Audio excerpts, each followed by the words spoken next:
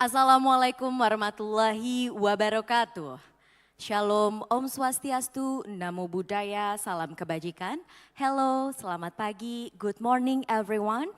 First, allow me to warmly welcome in this ballroom, the Ritz-Carlton Ballroom Jakarta, as well as on the online. The Honorable Interim Governor of the National Resilience Institute of the Republic of Indonesia, Lemhanas RI, the Honorable Deputy Minister for Foreign Affairs of the Republic of Indonesia, the Honorable Excellencies Ambassadors from friendly countries and other of VIP officials, distinguished Secretary of Coordinating Ministry for Maritime Affairs and Investment, distinguished speakers and moderators of the event today, distinguished invitees in the Ritz-Carlton Jakarta Ballroom, as well as on the online and in our YouTube channel. Welcome to the 8th Jakarta Geopolitical Forum 2024, addressing geo-maritime resilience challenges in the Indo-Pasifik.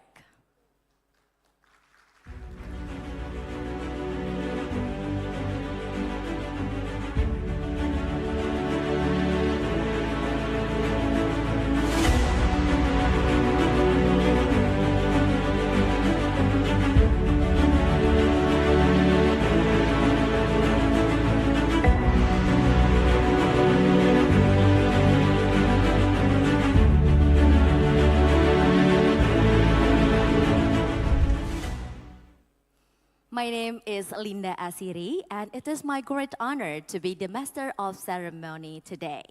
Excellencies, distinguished guests, ladies and gentlemen, Jakarta Geopolitical Forum JGF 2024 is an annual agenda of the work program of the National Resilience Institute of the Republic of Indonesia. And this year is the 8th JGF of Lemhanas. We cooperate with Coordinating Ministry for Maritime Affairs and Investment. This 8th Jakarta Geopolitical Forum 2024 will discuss geo-maritime resilience in Indo-Pasifik, which covers regional geopolitical aspects and its impact in handling regional maritime security, sustainable maritime industry, economic and environmental aspects, as well as future maritime security challenges to maintain regional geo-maritime resilience. Distinguished guests, ladies and gentlemen, let us start this event by singing the national anthem, Indonesia Raya. Kindly please all rise.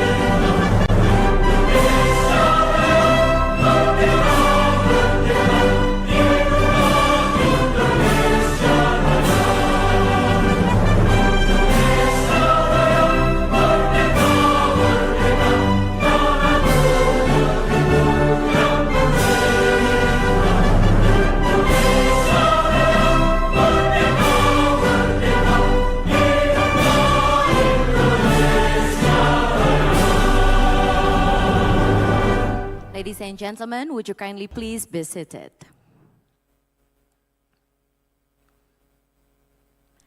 Excellencies, distinguished guests, ladies and gentlemen, to begin this forum, let us together listen to the opening speech of His Excellency Minister of Defense of the Republic of Indonesia, which will be delivered by the Interim Governor of the National Resilience Institute of the Republic of Indonesia. So ladies and gentlemen, please welcome the Honorable Lieutenant General Eko Margiono.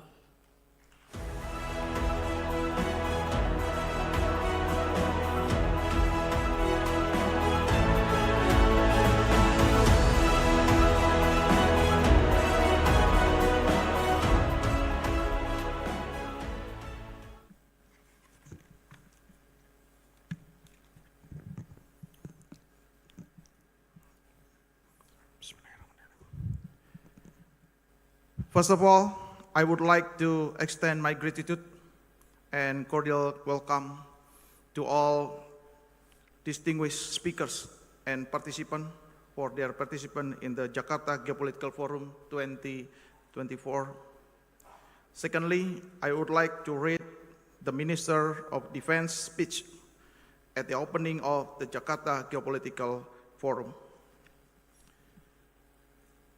Bismillahirrahmanirrahim. Assalamualaikum warahmatullahi wabarakatuh. Good morning and peace be upon us all. Excellencies, ambassadors, Honorable Vice Minister of Foreign Affairs, distinguished speakers of the 8th Jakarta Geopolitical Forum 2024, and heads of representative of international organizations and agencies. Ladies and gentlemen, the Jakarta Geopolitical Forum is a platform that brings together global thinkers to discuss the challenges and the opportunities to shaping the world geopolitical landscape. GEO-MARITIME today has turned into a center of competition among major powers. This competition, while driving innovation and economic activity, also creating tension and policy fragmentation that have far-reaching implications for regional maritime governance. The maritime environment has also become much more complicated, complex, and reflects the connectedness of the modern world. Industrial development, fisheries management, marine life protection, and responsible exploitation of maritime resources have become inextricably intertwined with border global and regional challenges. On the other hand, major powers rivalries often lead to policy fragmentation that not only complicates ocean management, but also adds to the strategic tension as seen in the Indo-Pasifik region. The Indo-Pacific is home for more than half of the world's population, accounts for 60% of global GDP, accounts for 46% of international trade, and 2/3 of global economic growth. The Indo-Pacific region is closely related to the geo-maritime issues, given its strategic location between the Indian and Pacific Oceans, and involving some of the world's most important maritime routes. Passages such as the Strait of Malacca, the South China Sea, and the Indian Ocean are key to global trade, with around 60% of world trade passing through the region. The strategic importance of the sea lines related not only to trade in goods but also energy, as most of the world's oil and gas in transportation pass through them. In addition, the Indo-Pacific also has a number of important regional organizations, such as ASEAN, which plays a vital role to maintain stability and strengthening economic integration in Southeast Asia. APEC, which promotes economic cooperation in the Asia-Pacific region. In addition, Regional Comprehensive Economic Partnership is the world's largest free trade agreement, and there is also what focuses on regional security issues. However, the region is also faced with several conflicts and disputes that affect regional stability. One of the main points of the potential conflicts is in the South China Sea region. There are also border conflicts between India and China in the Himalayas, and tension on the Korean Peninsula over North Korea's nuclear program, add more complexity of global political dynamics in the region. Based on the dynamic occurring in the Indo-Pacific, there is a need for maritime governance that is not only limited to conventional security issues, but also evolving into more complex ones, such as the risk of maritime terrorism and the emergence of potential hybrid warfare at sea involving state and non-state actors engaged in the ambiguous or irregular forms of conflict. Human trafficking and illegal immigration by sea. In addition, maritime smuggling, drugs, weapons, or other contraband is another ongoing challenge. Destabilizing societies' dispute over fisheries resources are also often exacerbated by overfishing and environmental damage. Such conditions also bring countries in the region into conflict, threatening livelihoods and regional harmony. Technological advance in maritime capabilities have both positive and negative impacts. While new technologies can improve navigation, resources management, and maritime law enforcement. They can also be misused, complicating regional dynamics. The involvement of state and non-state actors in this maritime dispute adds an additional layers of complexity requiring effective governance approach. Distinguished ladies and gentlemen, in facing these challenges, it is crucial for us to build trust and implement collaborative strategies to jointly manage maritime resources. Regional resilience can only be achieved through trust and cooperation among maritime nations. A framework that prioritizes dialogue and understanding must be further developed to reduce the risk of miscalculation and unwanted escalation. ASEAN and other regional organizations have an important role to play in fostering the spirit of collaboration. We must expand existing mechanisms and develop new avenues for cooperation, particularly in the area of maritime surveillance, intelligence sharing, and joint law enforcement. This will not only enhance our ability to address security threats, but will also foster a sense of shared responsibility in protecting our maritime wealth. The maritime domain does not belong to just one country. It is a shared space that is critical to the prosperity, security, and stability of all nations. This requires a commitment to security, stability, and shared prosperity in the region, especially in the maritime sector. In this context, Indonesia is proud to introduce the idea of Wawasan Nusantara, a concept rooted in our history. Is an archipelago nation, which emphasizes the importance of national resilience and the critical role of maritime power in securing our nation's future.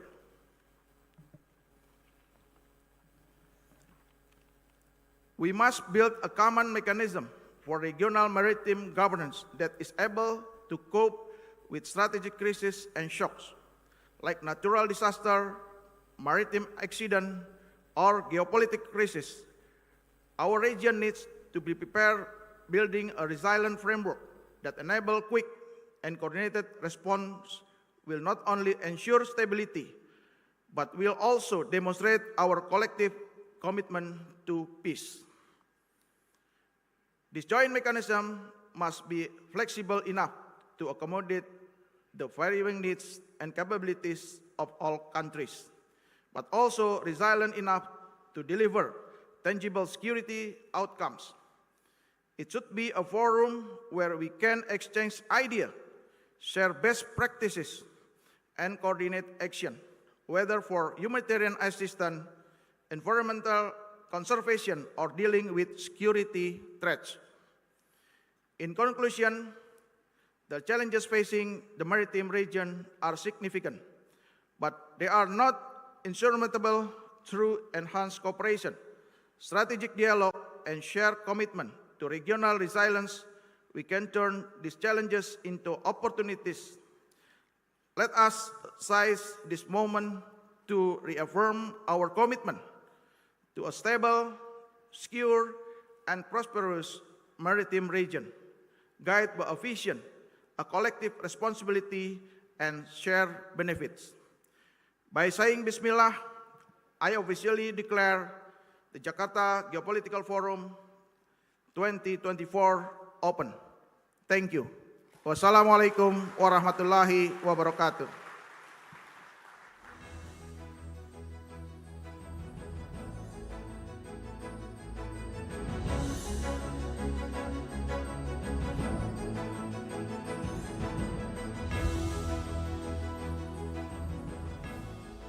Thank you very much, Lieutenant General Eko Margiono. Distinguished guests, ladies and gentlemen, next may we kindly invite a Deputy Minister of Foreign Affairs of the Republic of Indonesia to deliver a keynote speech. Ladies and gentlemen, please welcome His Excellency Mr. Pahala Nugraha Mansyuri.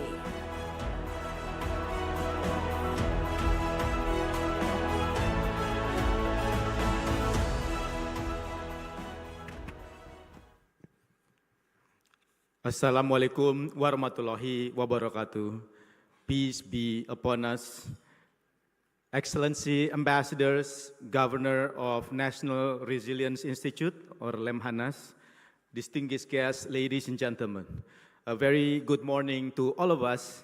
It is certainly a pleasure for me and also an honor for me to be able to speak in this very important and prestigious forum to discuss about the challenges in the maritime domain and Indonesian policies and response. I think that today's discussion is actually highly relevant, as increasingly we witness how geo-maritime resilience is key in ensuring not only peace and stability, but also how it impacts the economic development to the countries all over the world. We have recently witnessed how the impacts of maritime disruptions to global supply chain and the economic repercussions and also insecurities in the Red Sea earlier this year has sparked not only global instability, but also impacting global trade and economy. The Indo-Pacific region is very strategic, stretching from the east part of the Indian Ocean to the West Pacific Ocean. It is the intersection of international trade, with over 30 million barrels of crude oil passed through annually, and about 40% of world's exports come from the region. Not only that, but the region is not immune to the geopolitical competition between the major powers. Among the number of strategic and vital maritime spaces in the Indo-Pacific, the South China Sea is obviously one of the most prominent ones in terms of the maritime issues. Now, in this occasion, I would like to talk about the geo-maritime challenges in Indo-Pacific, particularly in the South China Sea, and what can be done by countries in the region to ensure peace and stability.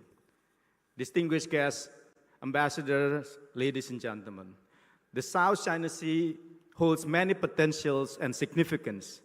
Its strategic location makes it one of the most important waterways in the world, accommodating 1/3 of the global maritime traffic. It carries goods of over $3 million annually, connecting economies in Asia with Europe, Africa, and Americas. It holds a vast amount of resources. Approximately about 12% of the world's total fish catching is actually done here in the region, and estimated about 11 billion barrels of oil and gas, about 190 trillion cubic feet of natural gas. South China Sea is also rich in biodiversity, approximately about 6,500 marine species, including 22% of the world's fish species and 1/3 of the global coral species. If properly managed, the South China Sea will bring prosperity and sustainable development to the countries surrounding it. But beyond the potentials, there are also a number of challenges. First, overlapping claims. We see increasingly today, there are narratives of contest between nations over the South China Sea. China, Brunei, the Philippines, Vietnam, Malaysia, all have claims over the seas.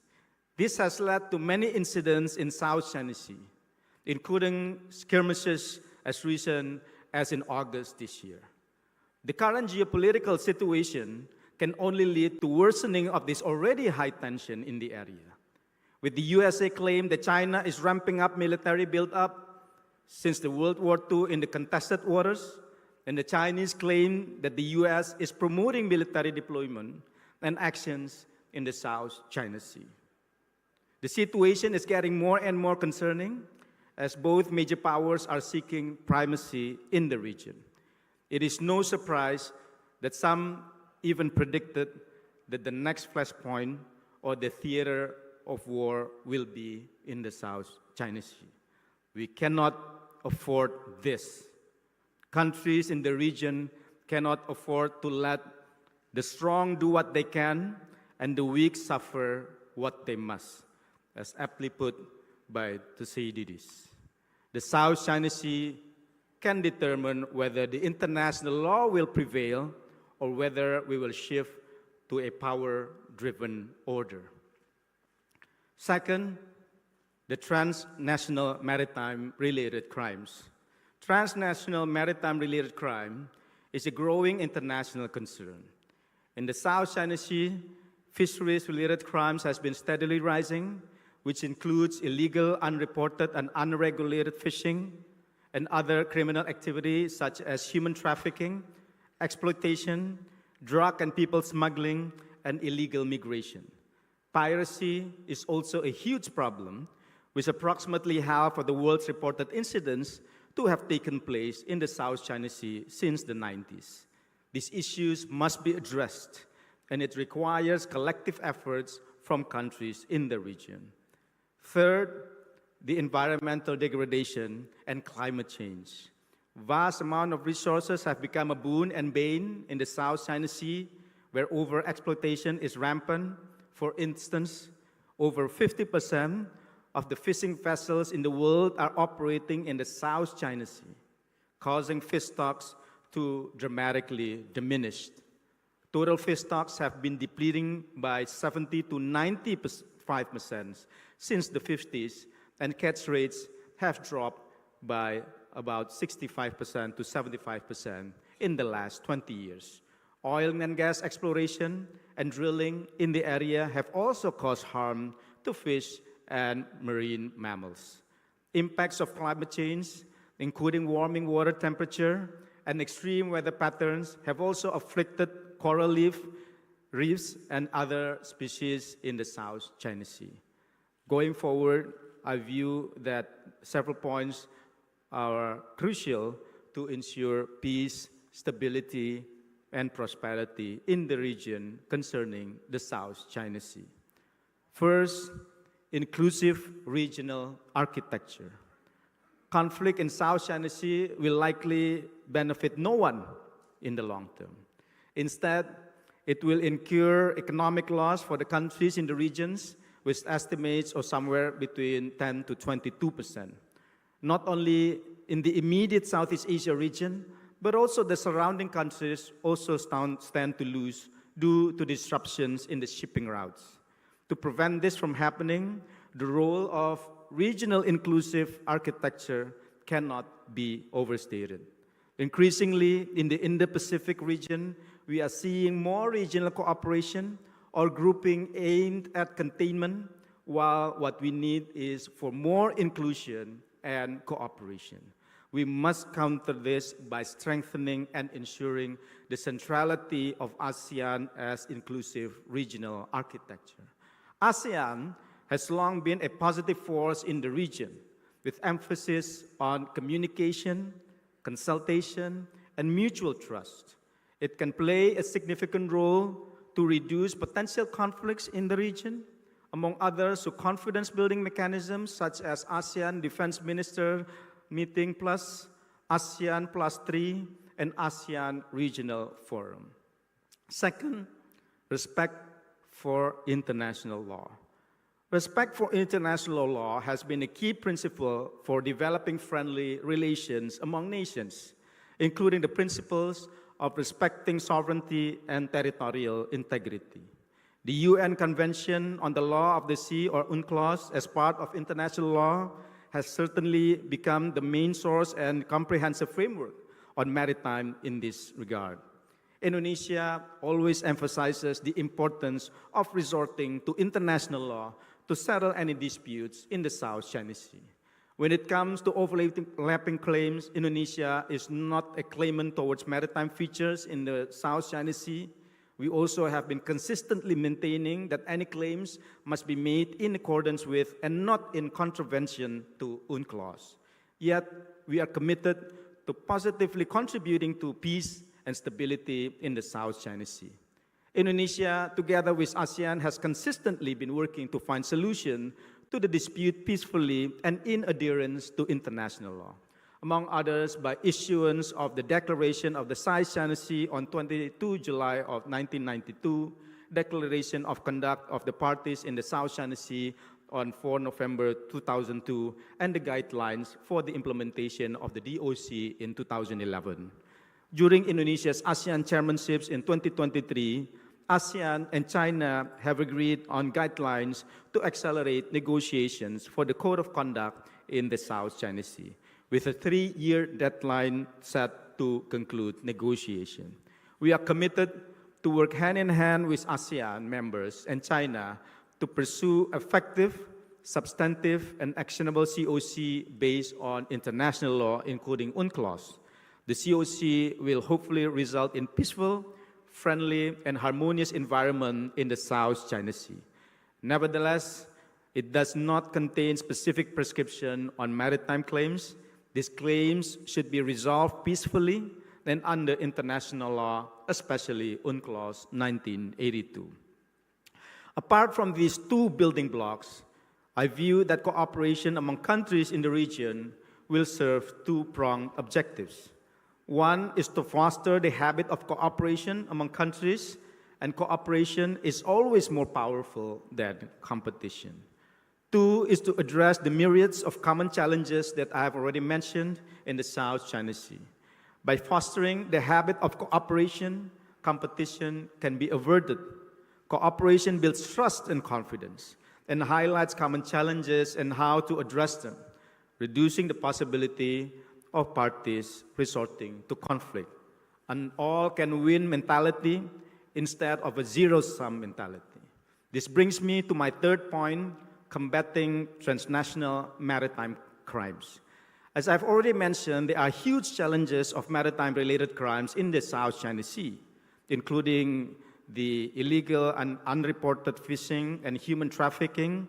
This necessitates greater cooperation, including among maritime law enforcement in the region. There are already cooperation mechanisms among countries in the region, including policy dialogues and information sharing. Going forward, I think there is a need to gradually institutionalize and mobilize greater cooperation in combating these crimes in South China Sea while maintaining respect for international law and national sovereignty of states. Fourth, combating climate change. If there is one cause that must unite all countries and humankind, I think it is combating climate change that has become an existential threat over time. In the case of South China Sea, climate change can be a destabilizing or a unifying factor.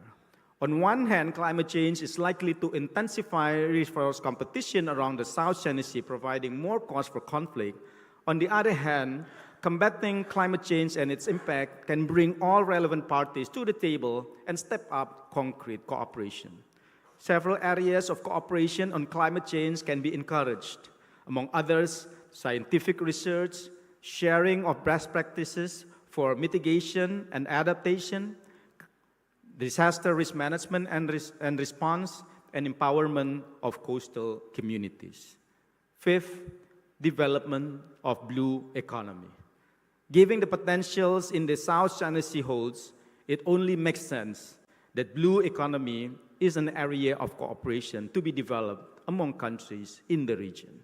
Collectively, ASEAN has reaffirmed its commitment to regional cooperation on blue economy and developed a blue economy framework with 3 principles: value addition, inclusivity, and sustainability.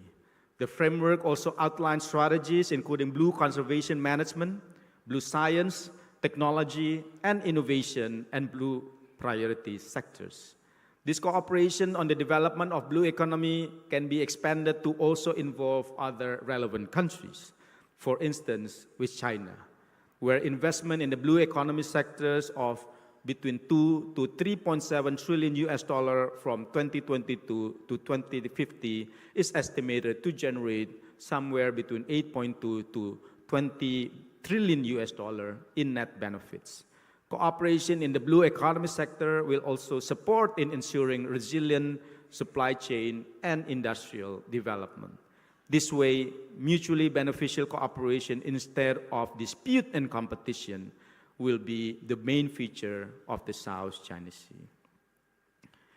As argued by the Indonesian maritime scholar, and also a former Foreign Minister of Republic of Indonesia, Mohtar Kusumaatmaja, when explaining about the concept of archipelagic baseline, seas shall connect instead of separate islands. So is our hope for the South China Sea, that it connects people, nations, and countries, bound them together in the spirit of common pursuit of peace and prosperity for all, and not becoming an area of contestation, accentuating differences in geopolitical position, not a cause to further separate people and countries, nor, God forbids, a theater of war. Thank you very much. Thank you very much, Excellency. Kindly please remain on the stage. Excellency, please kindly remain on the stage. Now we would like to invite the Interim Governor of Lemhanas, Lieutenant General Eko Margiono, to present token of appreciation to Excellencies Mr. Pahala Nugraha, accompanied by a Secretary of Coordinating Ministry for Maritime Affairs and Investment.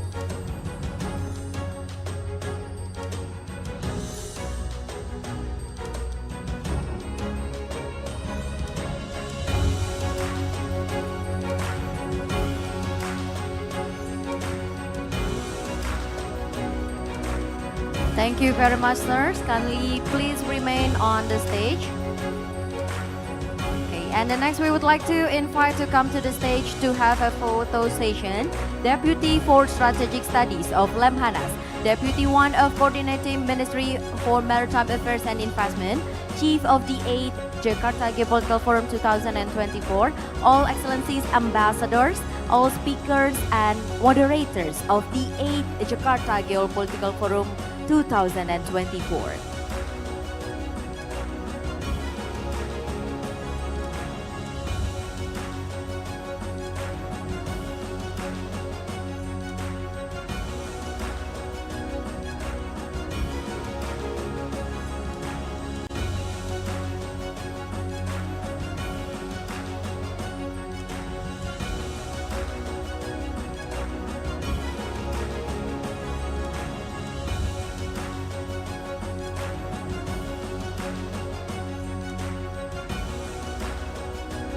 Please kindly take your place to have the photo stations, ladies and gentlemen. Okay. We'll begin the photo session. I will count down from 3, 2, 1.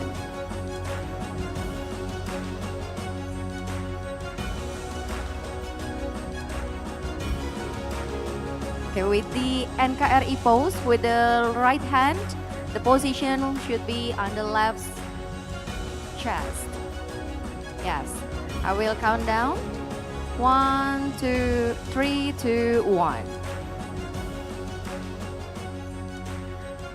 Thank you very much. Next, we will have Wi-Fi photos. So please, to all distinguished guests, kindly proceed to the front stage and face the screen to have the photo stations with all of the participants. And to all participants, please kindly all rise.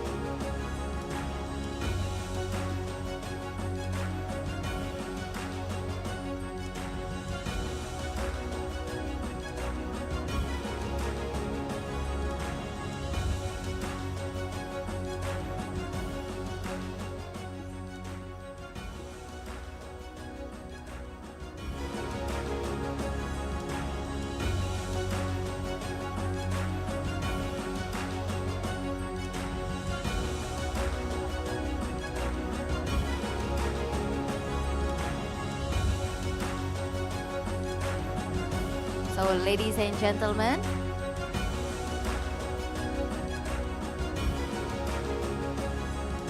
please kindly all rise to have the Wi-Fi photo, and the photographers, please take the photographer from the stage.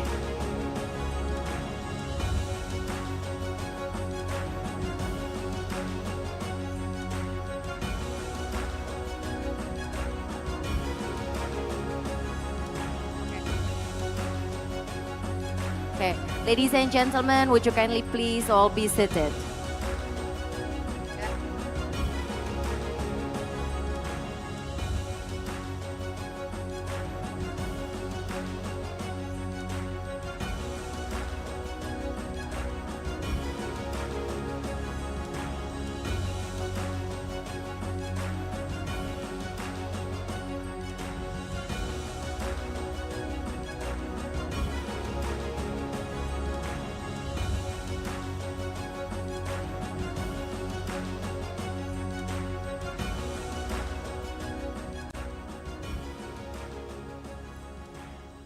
Distinguished guests, ladies and gentlemen, we would like to continue the next agenda. Now let us listen to the speech from Coordinating Minister for Maritime Affairs and Investments of the Republic of Indonesia, General Luhut Binsar Panjaitan.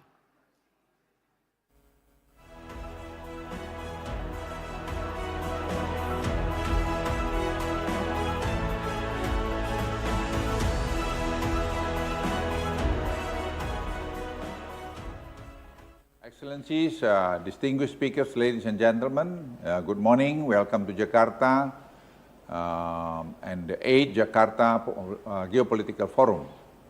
The Jakarta Geopolitical Forum is an important platform for international maritime community members to engage in proposeful discussion on maritime-related issues. I believe this forum will accentuate Indonesia's growing geopolitical strategic role as a major power in the region and globally. Excellencies, distinguished speakers and ladies and gentlemen, Indonesia places special emphasis on maritime issues as our ocean holds abundant maritime resources including fish, gas, oil and biodiversity.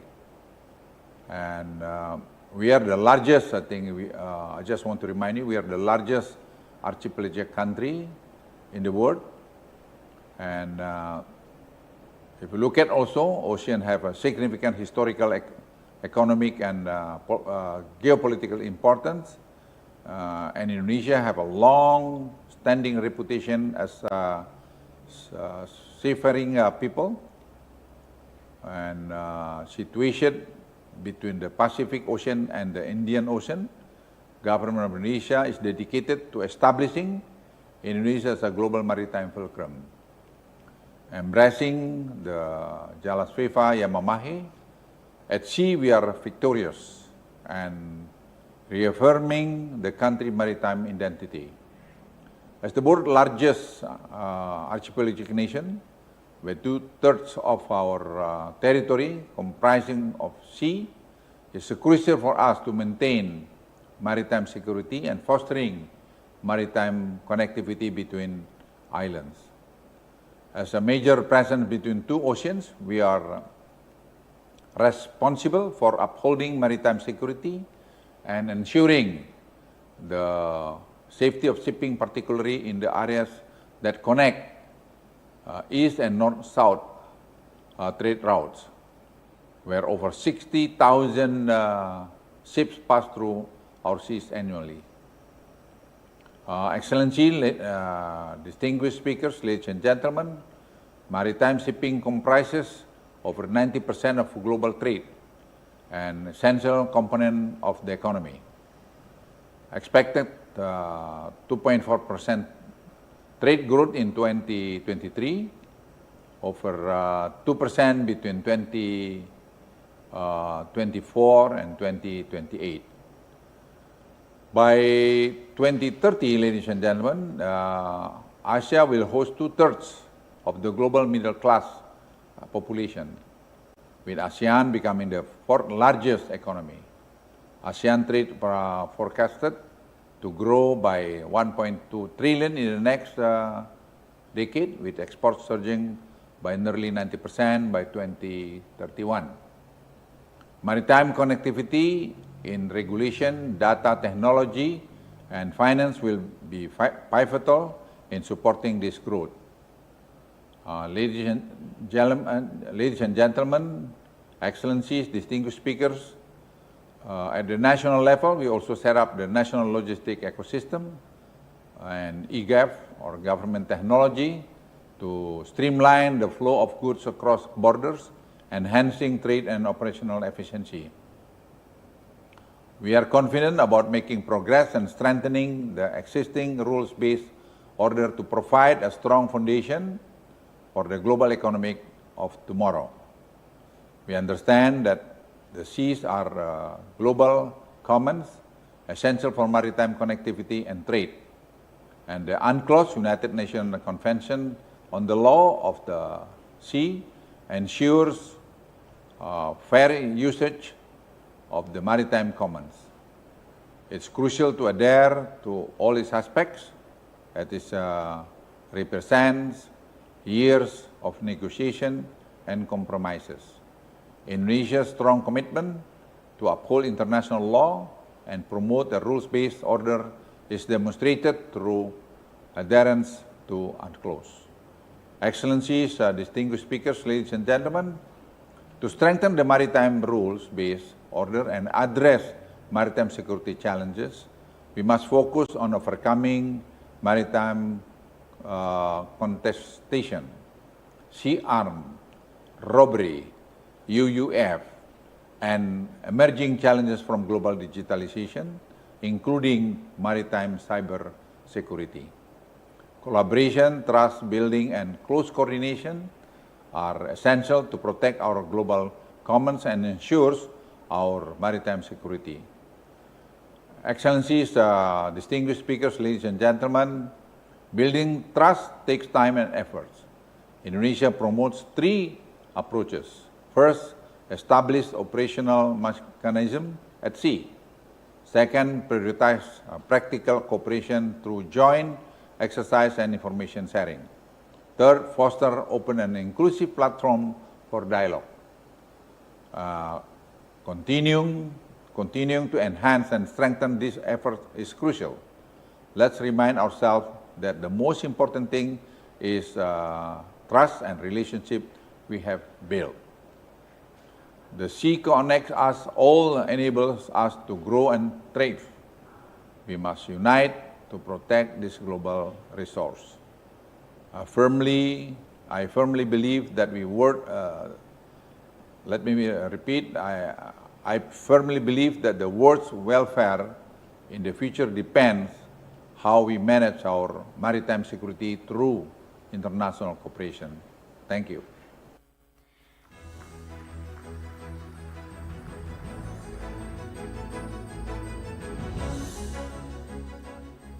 Thank you very much, General Luhut Binsar Panjaitan, for the speech. Excellencies, distinguished guests, ladies and gentlemen, next we will enter plenary session 1 with the theme Geopolitics and Maritime Whole of Government in the Region. To lead this upcoming session, it is my honor to introduce our moderator of first plenary session, Dr. R.A. Adriani Kusuma Wardani, the Assistant Deputy for Maritime Security and Resilience, Under Deputy for Maritime Sovereignty and Energy Affairs, coordinating Ministry of Maritime Affairs and Investments of the Republic of Indonesia. She has a doctoral degree from the University of Indonesia. Dr. Adriani was a socio-economic advisor to Prime Minister Office of Sanana Gusmao in Delhi, Timor-Leste during the period of 2012 until 2015. Without further ado, please welcome Dr. R.A. Adriani Kusuma Wardani.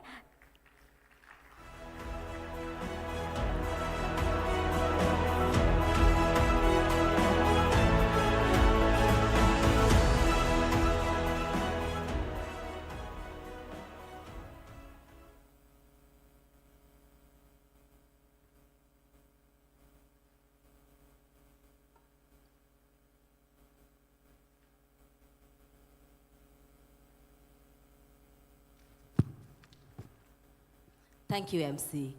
Excellencies, distinguished speakers, ladies and gentlemen, I have been tasked as a moderator for today's discussion in the 8th Jakarta Geopolitical Forum, addressing geo-maritime resilience challenges in the Indo-Pacific, with the topic to be discussed, geopolitics and maritime whole of government in the region.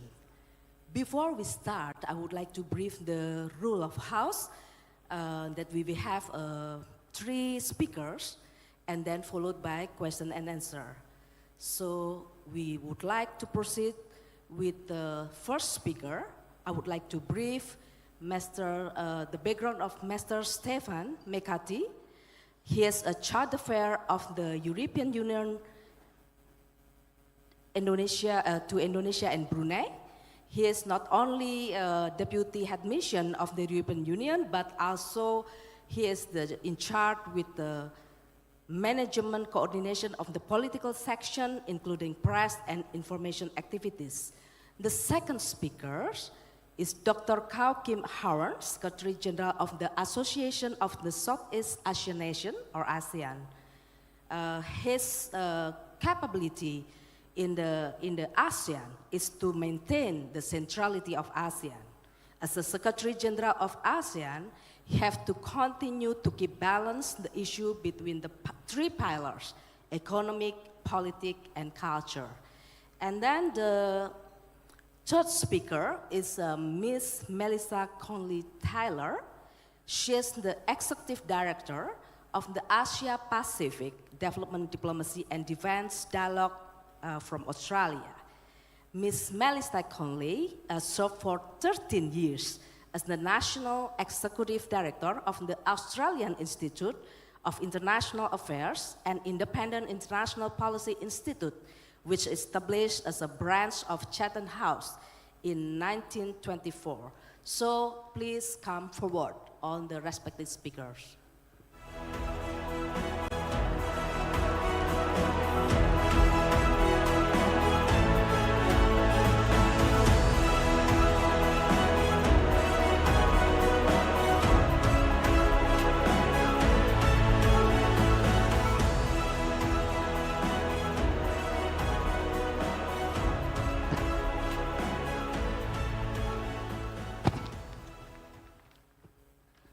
Excellencies, distinguished speaker, ladies and gentlemen, we will discuss the geopolitics and maritime whole of government in the region.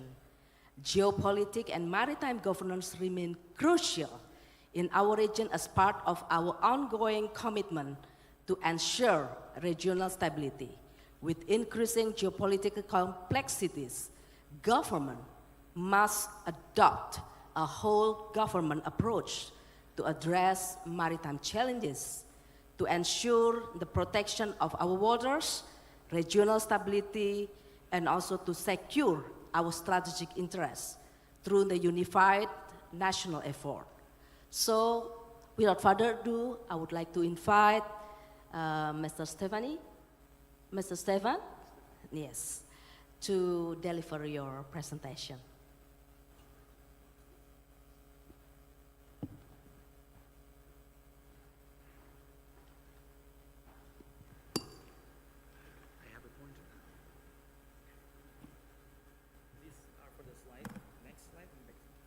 Thank you. Selamat pagi, Bapak Ibu. Your Excellency, dear Bapak Coordinating Minister Luhut, Your Excellency, Bapak Vice Minister Pahala Anugrah Mansuri, Your Excellency, Dr. Kao Kim Horn, Secretary General of ASEAN, dear Ibu Melissa Conley-Tyler, but last but not least, of course, very dear Ibu Dr. Adriana Kusuma Wardani. Dear distinguished ladies and gentlemen, dear Bapa Minister Manchuri, you said everything. It's difficult to take the floor after your presentation because you have set the scene, you have presented the main challenges, and more importantly, you gave a very holistic presentation of a global approach, which is indeed perfectly compatible with the approach of the European Union. We are very honored to be here today because this is also a signal of our growing relationship with Indonesia, and also because of the nature, I think, the values, the principles of the European Union. As you can see from this slide, we have indeed a vital geopolitical and economic interest in peace, stability, and security in general. In the Indo-Pacific region, the European Union is already the top investor, the leading development cooperation provider, and one of the biggest trading partners. Around 1/3 of EU foreign trade transits through the South China Sea. So indeed, this region matters to the European Union. When it comes to values and principles, I wish to recall that, and especially when it comes to peace and stability, I wish to recall that the Nobel Prize for Peace 2012 was awarded to the European Union for, and I quote, for over 6 decades contributing to the advancement of peace and reconciliation, democracy and human rights in Europe.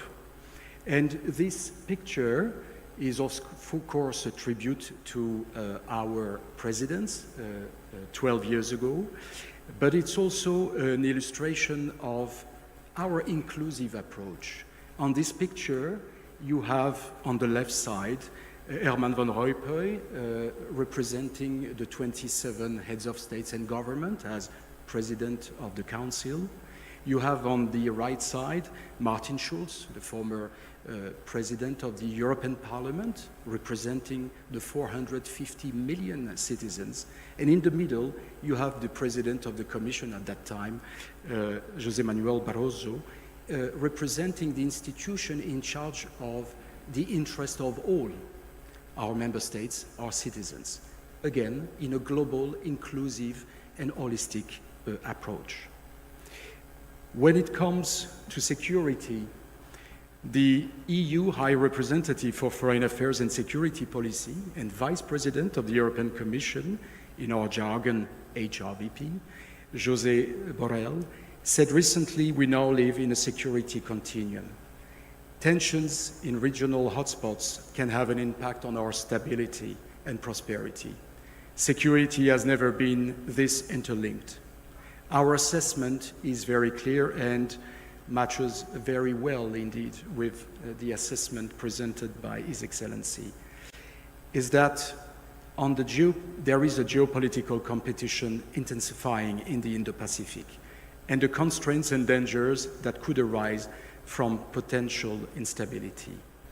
Any conflict in this region would have far-reaching consequences for Europe, economically and politically. Equally, when some actors insert themselves, even indirectly, into European security, it has consequences for our relations. This has been highlighted by HRVP Borrell in different fora, such as this one, also in the ASEAN Regional Forum, the Shangri-La Dialogues. In a time of geopolitical tensions, the European Union is an actor with no hidden agenda. The European Union has significant credibility on free trade, connectivity, green transition. The European Union is also an experienced and sophisticated actor for security. The European Union is also an important piece in a broader architecture for a rules-based approach. On this basis, we have developed ways of interacting with the region, promoting the European Union as a smart enabler on security, but not only, in many aspects. Since the adoption of our Indo-Pacific strategy for the European Union in 2021, we have had an unprecedented level of engagement with partners in the region. This is an investment in the EU's future that has become almost mandatory for all of us. We see our Indo-Pacific strategy as a way of creating new opportunities, seeking diversification, resilience, stability. And in that context, partnerships are more relevant than ever. Several of our own countries, member states within the European Union, have adopted their own Indo-Pacific strategy. Germany, France, the Netherlands, the Czech Republic, Lithuania. And I will quote a subtitle of the Czech Republic Indo-Pacific strategy, because we are closer than we think. I think this is really a good summary of our relationship. We are much closer than what we think at first sight. These strategies, the one of our member states and the one of the European Union as an institution, are complementary to each other's. They enrich each other's. This is a Team Europe approach. The European Union Indo-Pacific strategy, developed in 2021, is not aimed at any country. It takes into account the issues raised by the growing assertiveness of some major actors in the region, including at military level. No need to be more specific. I think everything has already been said so far. The European Union has increased its engagement in the region, and its aims is to maintain a free and open Indo-Pacific for all, while building strong, lasting, and effective partnerships. Like Indonesia, the EU approach to the Indo-Pacific region is one of cooperation, not confrontation. Both Indonesia and us, we aim to strengthen partnerships with countries in the region. Both the EU and Indonesia are committed to maintaining and fostering dialogues while avoiding bloc formations. Our renewed commitment to enhance security relations with partners in the region is inclusive of all partners who are willing to cooperate with the European Union. The European Union and our Indo-Pacific partners have advanced concrete cooperation across 7 priority areas. We have together an holistic vision of the challenges. Sustainable and inclusive prosperity, of course, with agreements on trade and investments. Green transition to mitigate and adapt to climate change, to counter biodiversity loss, to combat pollution and other forms of natural degradation. Ocean governance must be in full compliance with international law, especially the United Nations Convention on the Law of the Sea. To support partners, and it's already been mentioned, for instance, to fight illegal, unreported, and unregulated fishing, the famous IUU abbreviation, but also the implementation of sustainable fisheries partnership agreements. Digital, to strengthen digital governance, digital infrastructure, digital trade, cyber security, digital skills development. Connectivity, to boost green, modern, and resilient investments for sustainable connectivity from infrastructure to regulatory frameworks. Security and defense, of course, to contribute to a regional security through partnerships, regular dialogues. And I would like to mention the latest dialogue that we have had on a bilateral basis just last week in Semarang on the 18th of September, together with our colleagues from KEMLU, from Comenco Marves, with Ibu Nidia Kartikasari as a co-chair, and in the presence of Ibu Adriani. On these occasions, during these regular dialogues that we have with all the partners in the region, and those consultations, we are engaging in more operational cooperation, such as joint exercises, another dimension that has already been mentioned. Last but not least, especially not that one, human security, to address non-traditional security threats, such as pandemics, natural disasters, humanitarian crises, to ensure the well-being and safety of individuals and communities across the region. As you see, the European Union and its member states have close ties with Indonesia, but also with all partners in the region. And again, I'm convinced that our strategies on the Indo-Pacific, call it strategies, outlook, are very much compatible. We are both committed to maintaining the rules-based international order and freedom of navigation in the region, in particular with regard to free trade routes and maritime security. We want, of course, to protect our respective interests, but we want also to ensure that international law prevail in the maritime domain, in particular thanks to the United Nations Convention on the Law of the Sea. And in this context, of course, the recognition of dispute settlement mechanisms under this umbrella is of particular relevance and importance. But we also, on the EU side, particularly invest on multilateral cooperation. In 2024, earlier this year, in February, we have gathered more than 70 delegations, including 45 ministers, at the third EU Indo-Pasifik Ministerial Forum, gathering representatives from the coast of Africa to the Pacific island states. We have highlighted the importance of ASEAN centrality by holding the EU-ASEAN ministerial meeting back-to-back.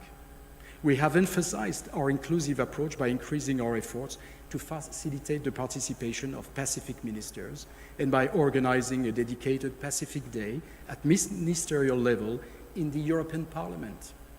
We have joined regional initiatives, such as the Indian Ocean Rim Association and the India's Indo-Pacific Oceans Initiative.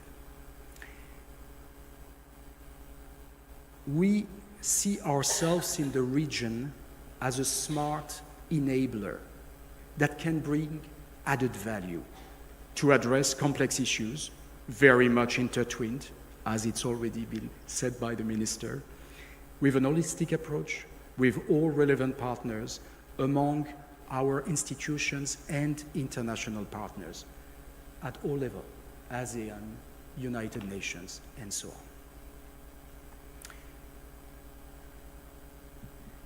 The Indo-Pacific region has emerged as a new center of intense geopolitical competition, growing tensions in the South and East China Seas and in the Taiwan Straits, the illegal Russia's military aggression and war against Ukraine, the recent grave and appalling developments in the Middle East, in Palestine and now in Lebanon, in the Red Sea.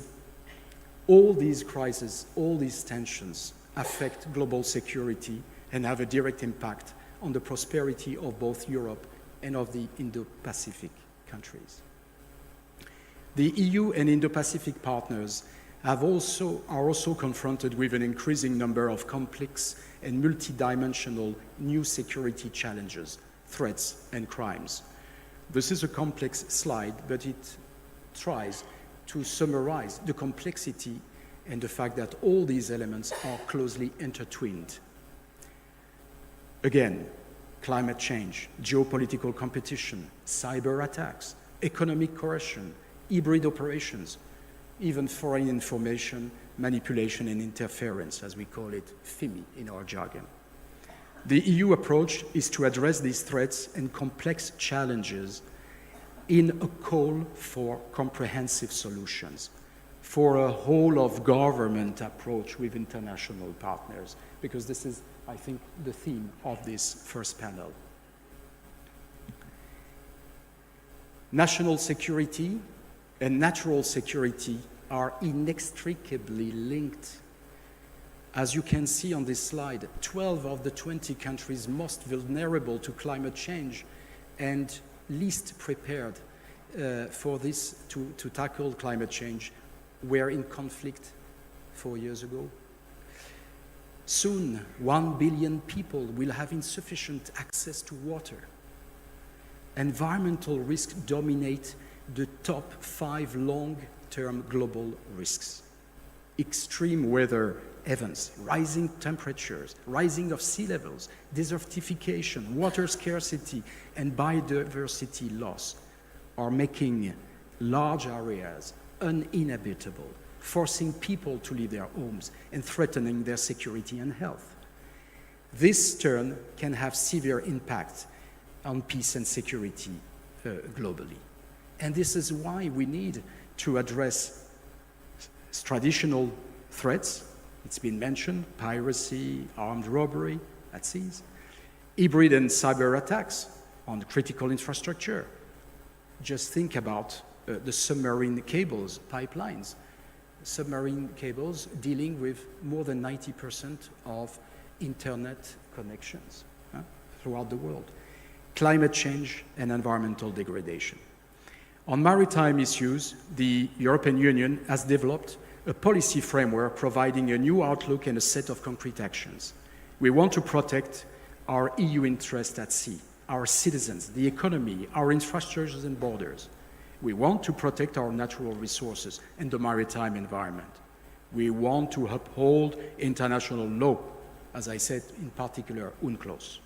We want to react speedily, effectively, promptly to growing threats, such as cyber, and ensure relevant training, education, and cooperation among all relevant partners.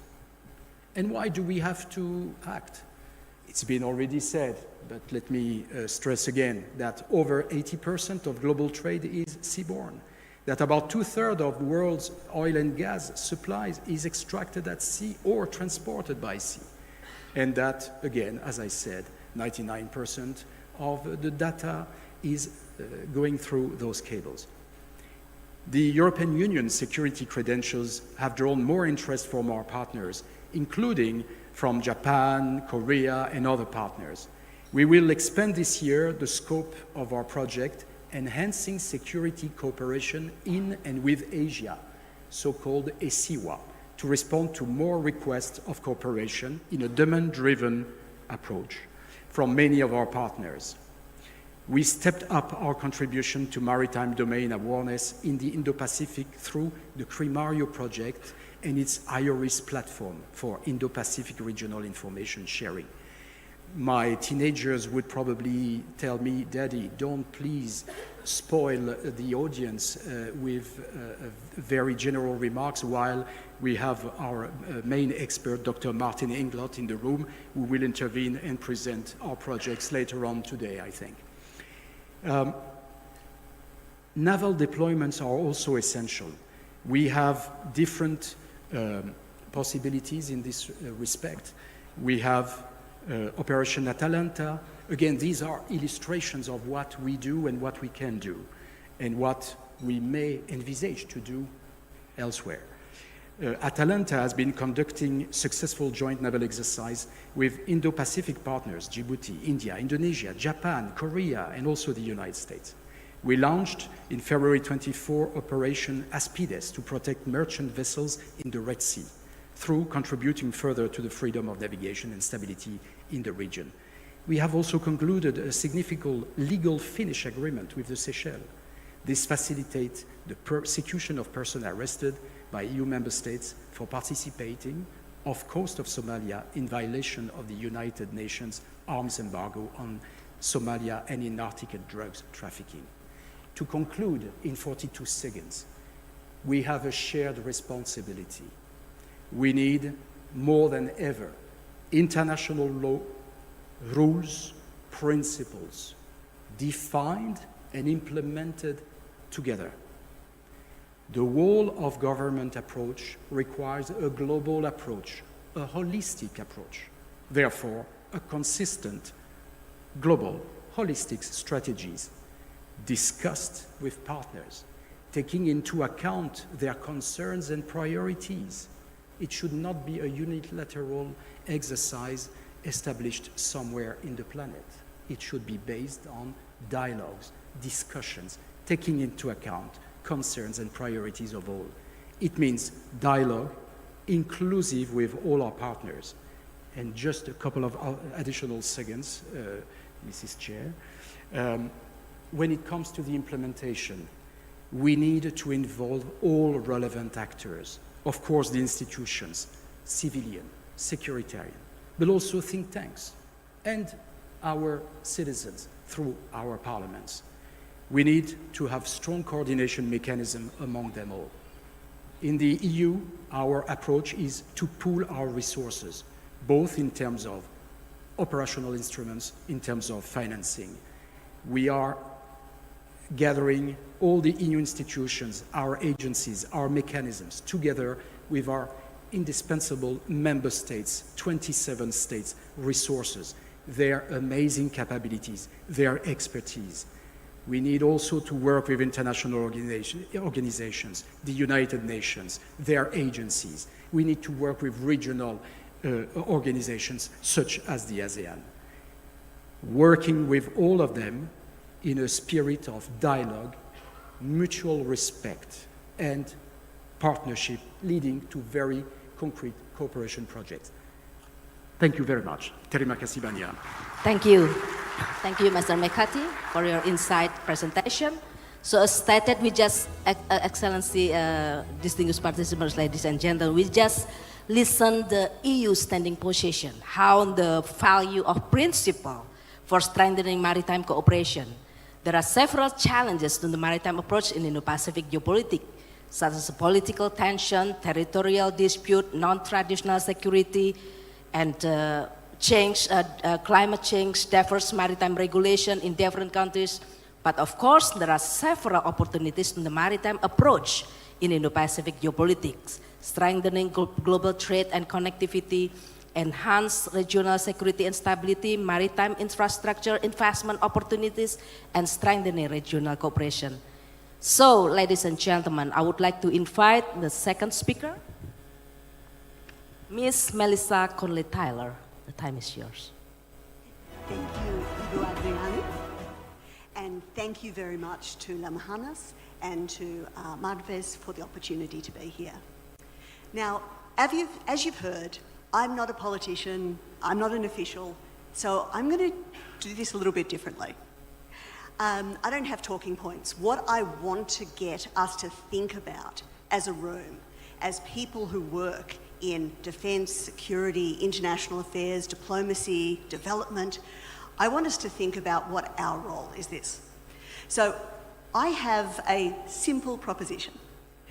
In a difficult world, we need middle powers to exercise their agency, to work on the global interconnected challenges, and to achieve this, we need to take a whole of government, or I would even say a whole of nation approach. So again, a difficult world, middle powers need to exercise their agency, address challenges with a whole of government, whole of nation approach. Now, I want to see whether the room is with me on this. So let's start with my first proposition, that it's a difficult world. Put your hand up if you don't think it's a difficult world. Okay? Have we got any contrarians, any sunny optimists in the room who want to put their hands up and say, no, not it's a difficult world? Okay, I've got people on this. But it's worth thinking about what this means in human terms. At an event like this, at a geopolitical forum, we are going to talk in abstract. But this is about real human lives. So I'm not sure if they're in the room, but could I express my sorrow and condolences for the Lebanese civilians who were killed overnight? You know, that is what this looks like. And I have that same sorrow wherever that is happening, whether it's in Ukraine or Russia, whether it's in Myanmar, civil war, whether it's the people in Kiribati and Tuvalu who are having to move from their homes because of climate change, or whether it's the issues in Sudan. This is what it looks like when we say difficult world. These are the challenges we face. Now, one of the dangers, I think, for us is all of us deal with this all the time, and we can get inured to that. So I think that sense of having agency is so important. Now, the organisers have said middle powers. That is very comfortable for Australia. We always think of ourselves as middle powers. That's exactly how we see ourselves. I tend to think of Indonesia more as negara besar, but I think we are in the same place in the geopolitical system, which is we are not great powers who have the ability to bribe or bully others into doing what we want them to. We are countries that who have power. We're not powerless, but we have to work very hard at having an influence in the international system. We have to work hard at shaping the international system in a way that suits us.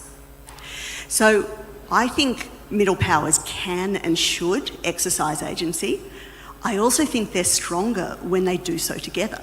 So I'm delighted, for example, that this evening Australia's Foreign Minister Penny Wong is meeting with Ibu Retno at the MICTA meeting in the sidelines of the UN. So MICTA, the Mexico, Indonesia, Korea, Turkey and Australia grouping, meets regularly, and it's been going for 11 years now. The idea behind that is saying, well, we as middle powers are stronger if we can work together. Okay. And when I say agency, I think that is true whatever our political traditions are. So for example, you know, Australia, we do have a tradition of alliance, but that doesn't mean we're not always out there expressing our national interests, trying to promote them. So if you imagine that, as we are all watching in November, if we have a return of a Trump administration, and let's say, again, Trump takes the US out of the Paris Climate Accords, Australia won't follow. We didn't follow last time, we won't again, and we will continue to be pushing our national interest. For example, by our current bid to co-host a conference of the parties under the UN Framework Convention on Climate Change in partnership with our family in the Pacific. So, difficult world, middle powers have to use their agency to address the challenges we face. And I don't think I need to go through all of those challenges. I think every speaker up till now has given us a comprehensive list of the whole range of maritime challenges that face us in the region. What I find interesting is think of the diversity of the challenges and that they are actually, in a way, of many different types. So some are clearly defence challenges, you know, and we work on those with operations and training together. Some are more civil military, so you're then talking about whether that's humanitarian disaster relief, whether you're thinking about coast guards and fishing vessels and what's happening with grey zone or ICAD conflicts. All of those, I think, are ones where you can't divorce them. You can't say they're just civil or they're just military, they're clearly both.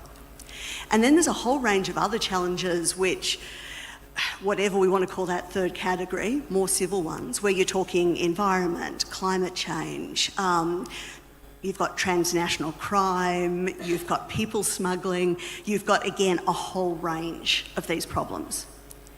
And what that says, crucially, is that this is not just the job of one agency or one different department. These are jobs for a whole range of tools that governments and non-governments can bring to bear. So if you think about the Australian context, for example, our research showed that there are 20 different agencies and departments that have some sort of responsibility for maritime security issues. And I'm just guessing that it probably looks the same here in Indonesia and in most of the countries of the people who are here. Those many different parts of government trying to work on complex and interconnected problems means we have a challenge. And that challenge is, how do we form a whole of government, and I would say whole of nation approach? Okay. So I come from AP4D, Asia-Pacific Development, Diplomacy and Defence Dialogue, and we were set up to bring these different, what we would call arms of statecraft together. So we're a tripartite initiative. We're funded from Defence and from Foreign Affairs, and we're housed at the peak body for the development or aid sector. And all the time, we're talking about respecting and resourcing the different tools of statecraft and how they can work better together. So maybe not surprisingly, as a AP4D, we came up with something we're calling a 4S approach to how you try to coordinate whole of government and more widely. So we talk about it in terms of strategy, structure, staff, and society. And I'll explain what I mean. So if you want this whole of government, whole of nation approach, first at the strategy level, you need to have a very clear idea what it is you're trying to achieve. if you know what that is, and if you can then communicate that in whatever way is best in your system, you can have all of these different parts of statecraft aligning behind it. They know what the overall objective is, and then they can align behind it to try to help achieve. That in itself is a massive help for any sort of whole of government approach. Now, different countries do this differently. Something like the UK came up with an integrated review of defence, diplomacy, development and trade, which is a way of trying to have your strategy across multiple arms of statecraft. But there are many, many ways you can achieve that. So first of all, a clear whole of government strategy. The second level, I think, is structures. How do the different parts of our apparatus talk to each other? You know, is it 5 minutes before the cabinet submission goes in, or is there a more holistic process where we actually come together and develop strategy and develop ideas beforehand? How much are there possibilities to even talk to each other? So those structures are very important. Again, different countries have different systems and they do that differently. But I think that aim of trying to make sure that we have that communication is important. Now, if you're going to have that communication, you need, thirdly, staff who have the cross-cultural ability to talk to people from other areas. And an amusing example when I was working on some of the law enforcement issues in this region was I was talking to the Australian Federal Police, who now have a huge role in their international engagement. And they were saying, yeah, look, you know, when I came into this role, I had to learn how to speak defence, how to speak DFAT, our Department of Foreign Affairs and Trade. They thought of them as actual, I don't know, different languages, different cultures. And they had to learn to be able to do that. So how do we make it possible for our staff to work across these different areas? How do we make it possible to have those conversations? Okay. And then the last level, I think, is society. As we've heard today, a lot of these issues involve non-state actors.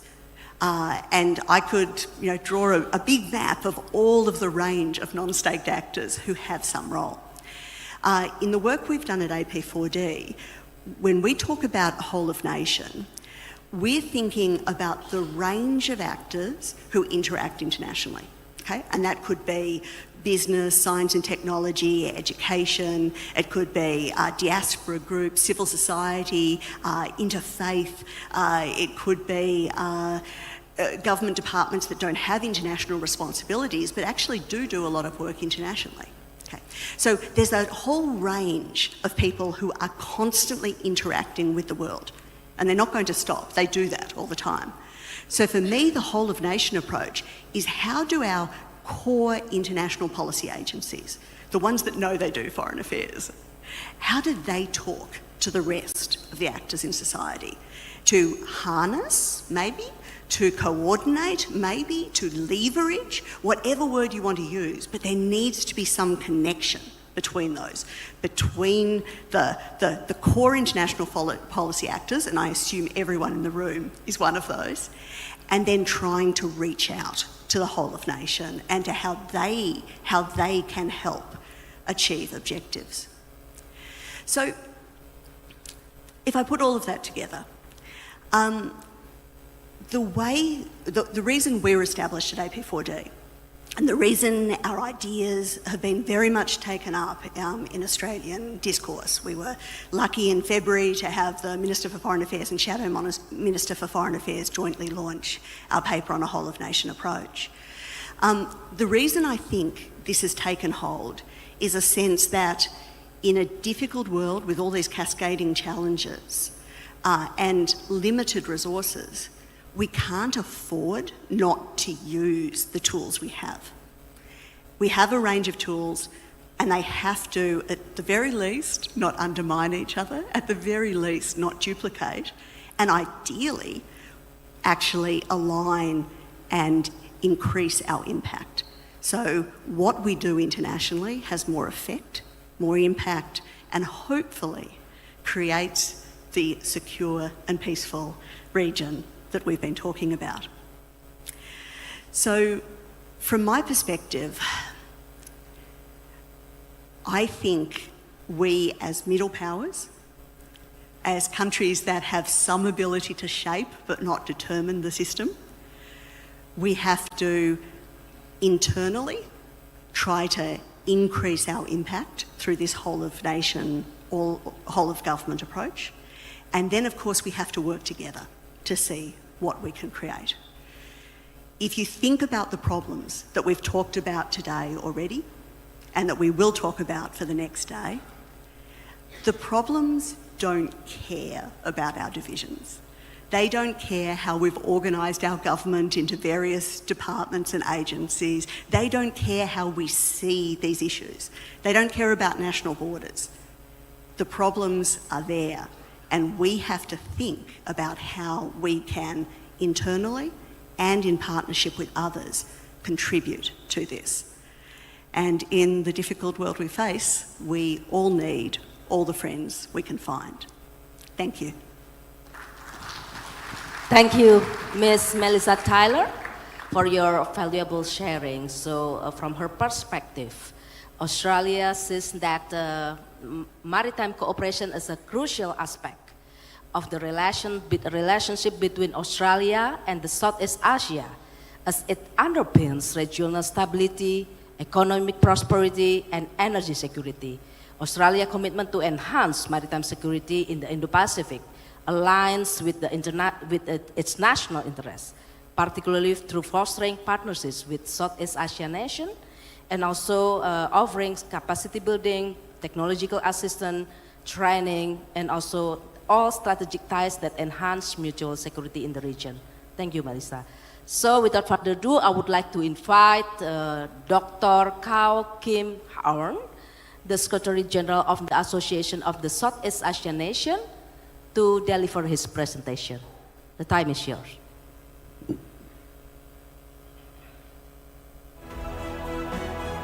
Excellencies, distinguished guests, ladies and gentlemen, it is a pleasure for me to be given this opportunity to address you at the VIII Jakarta Geopolitical Forum. At the outset, let me outline the significance of Southeast Asia as one of the world's most distinct and strategically vital maritime regions, where our economic growth, environmental sustainability, and security intersect. With 66% of its territory composed of maritime waters, our region serves as a crucial nexus between the Pacific and Indian Oceans, home to some of the most important sea lanes in global trade. These waters possess exceptional biodiversity and sustain our thriving maritime economy, from international shipping to maritime tourism, hydrocarbons, and fisheries. Indeed, ASEAN's deep integration into the global economy, a cornerstone of the region's economic development and prosperity in the area of globalization, would not be possible without this unique geographic and natural endowment. However, the regional maritime domain also grapples with profound challenges, including transnational maritime crime, piracy, environmental degradation, especially the problem of marine plastic pollution, and illegal fishing. It is also home to some of the world's most complex maritime and territorial disputes involving China and several ASEAN littoral states. These disputes remain unresolved and become increasingly precarious, with heightened risks of tensions and escalation into open conflict. So while the seas unite us, they also divide us, enriching our economies while exposing us to the evolving, ever-growing threats of climate change, typhoons, rising sea levels, and heightened risks of competition, confrontation, and conflict. As regional waters become more crowded, contested, and challenged, they open us to the world through vital trade routes, yet also make us vulnerable to geopolitical and geoeconomic tensions. These dynamics place Southeast Asia at the forefront of critical maritime issues, shaping both regional and global peace, security, sustainability, economic development, and prosperity. Against this increasingly complex backdrop, I deeply appreciate the efforts of the organizers of the Jakarta Geopolitical Forum for crafting a very comprehensive agenda this year, focusing on addressing geo-maritime resilience challenges in the Indo-Pacific. Within ASEAN, we are acutely aware that the region's maritime challenges are multidimensional and deeply interconnected. Yet, addressing these cross-cutting issues in a holistic and integrated manner has been a persistent challenge, largely due to the specialized and compartmentalized mandates of various agencies and institutions involved in maritime governance at both national and regional levels. Furthermore, the intricate interplay between non-traditional maritime challenges such as environmental degradation, transnational crime, and illegal fishing, and traditional security concerns tied to geopolitical and geoeconomic dynamics is in a constant state of flux. For example, as we have all witnessed, unresolved maritime and territorial disputes in the South China Sea are hindering effective regional cooperation on critical issues like illegal, unreported, and unregulated IUU fishing and marine scientific research. In another case, the accelerating impact of climate change, manifesting in rising sea levels and more frequent typhoons, threats coastal communities, exacerbating competition over diminishing maritime resources, particularly in areas of overlapping claim, giving rise to further interstate tensions. Compounding these challenges is the increasing presence of military assets in contested waters, adding a volatile layer of tensions. The interwoven nature of these issues underscores the need for a comprehensive approach that addresses not just the immediate challenges, but also the broader long-term regional dynamics where environmental, economic, and geopolitical concerns converge.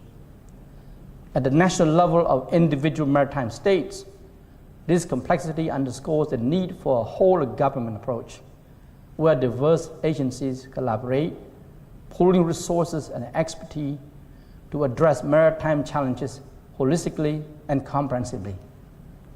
Such an approach is operationalized through robust interagency cooperation. Take, for instance, the issue of people smuggling within the maritime domain.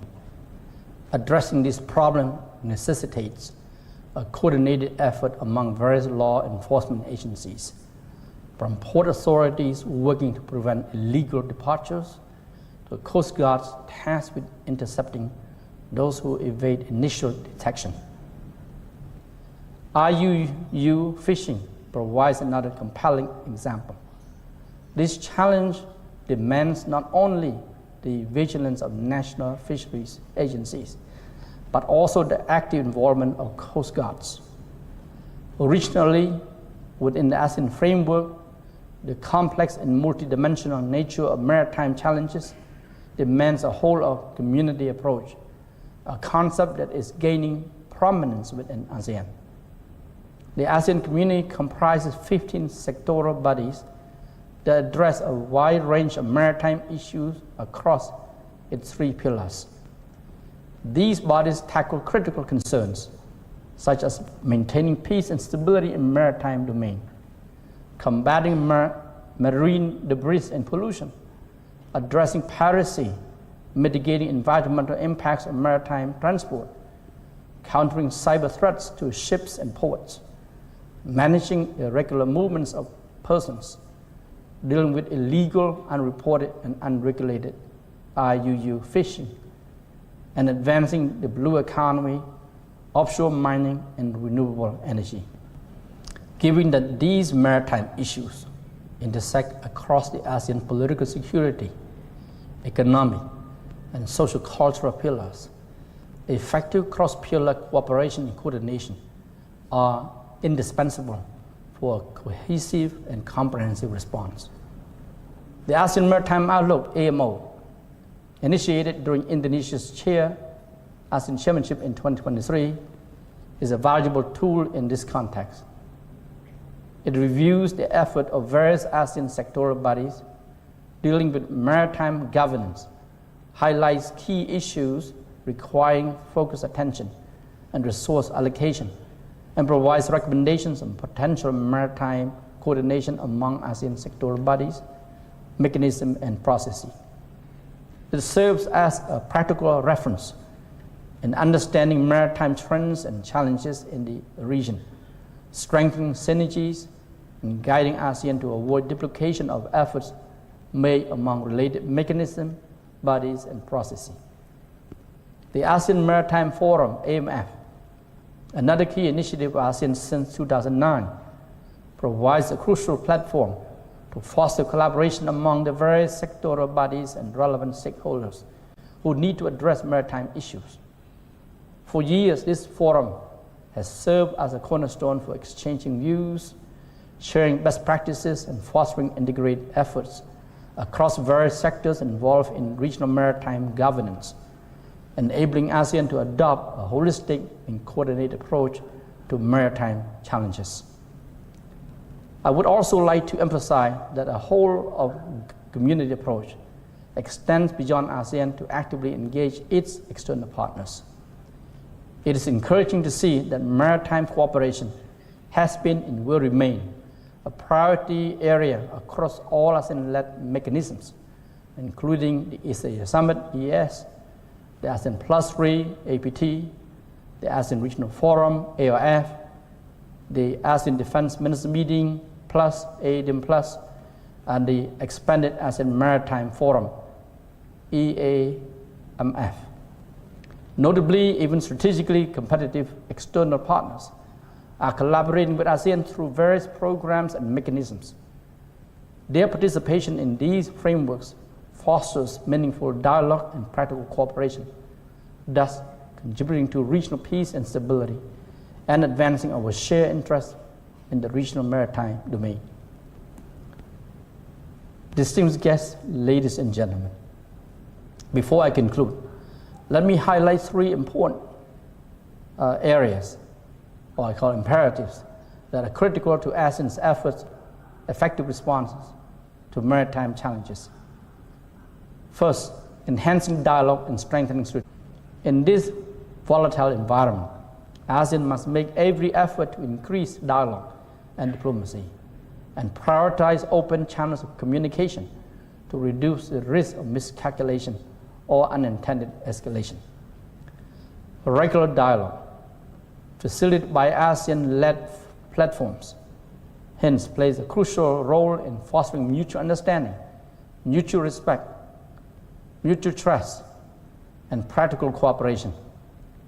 Second, ASEAN's continuous commitment to the peaceful resolution of disputes grounded in international law, including the 1982 United Nations Convention on the Law of the Sea, UNCLOS, remains a cornerstone of its strategy to maintain regional stability. This legal framework provides a crucial basis for managing competing claims and promoting a rule-based maritime order, contributing to the broader peace and security of the region. Third, despite competing national claims over territories and maritime jurisdictions, it is crucial to recognize that many of the maritime challenges confronting the region, such as environmental degradation, transnational maritime crime, and IUU fishing, transcend national boundaries. Coordinated action on these fronts is not only desirable, but imperative.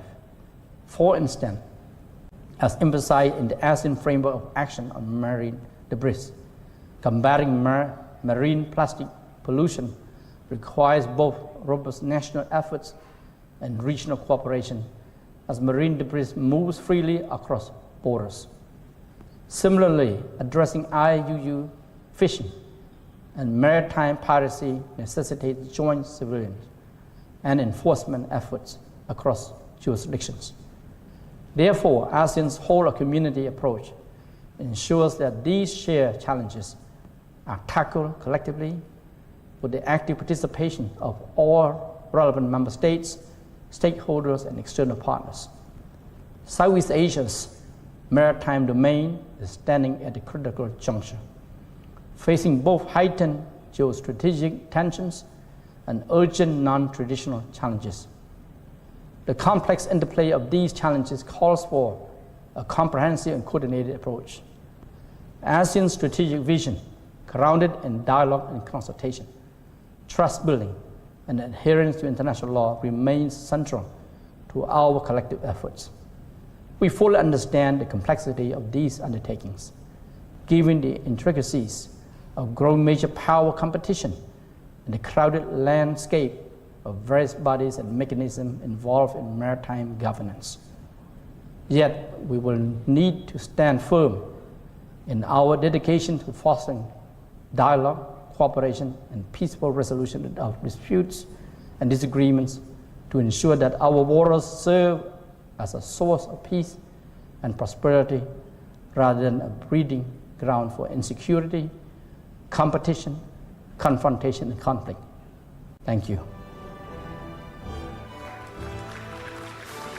Thank you, Dr. Kao, for your really valuable insights. So I would like to restate it again that ASEAN emphasizes the importance of the whole government and the whole of community in approaching to address the complex maritime challenges, both traditional threats such as geopolitical dispute in the South China Sea, non-traditional threat like environmental degradation and illegal fishing.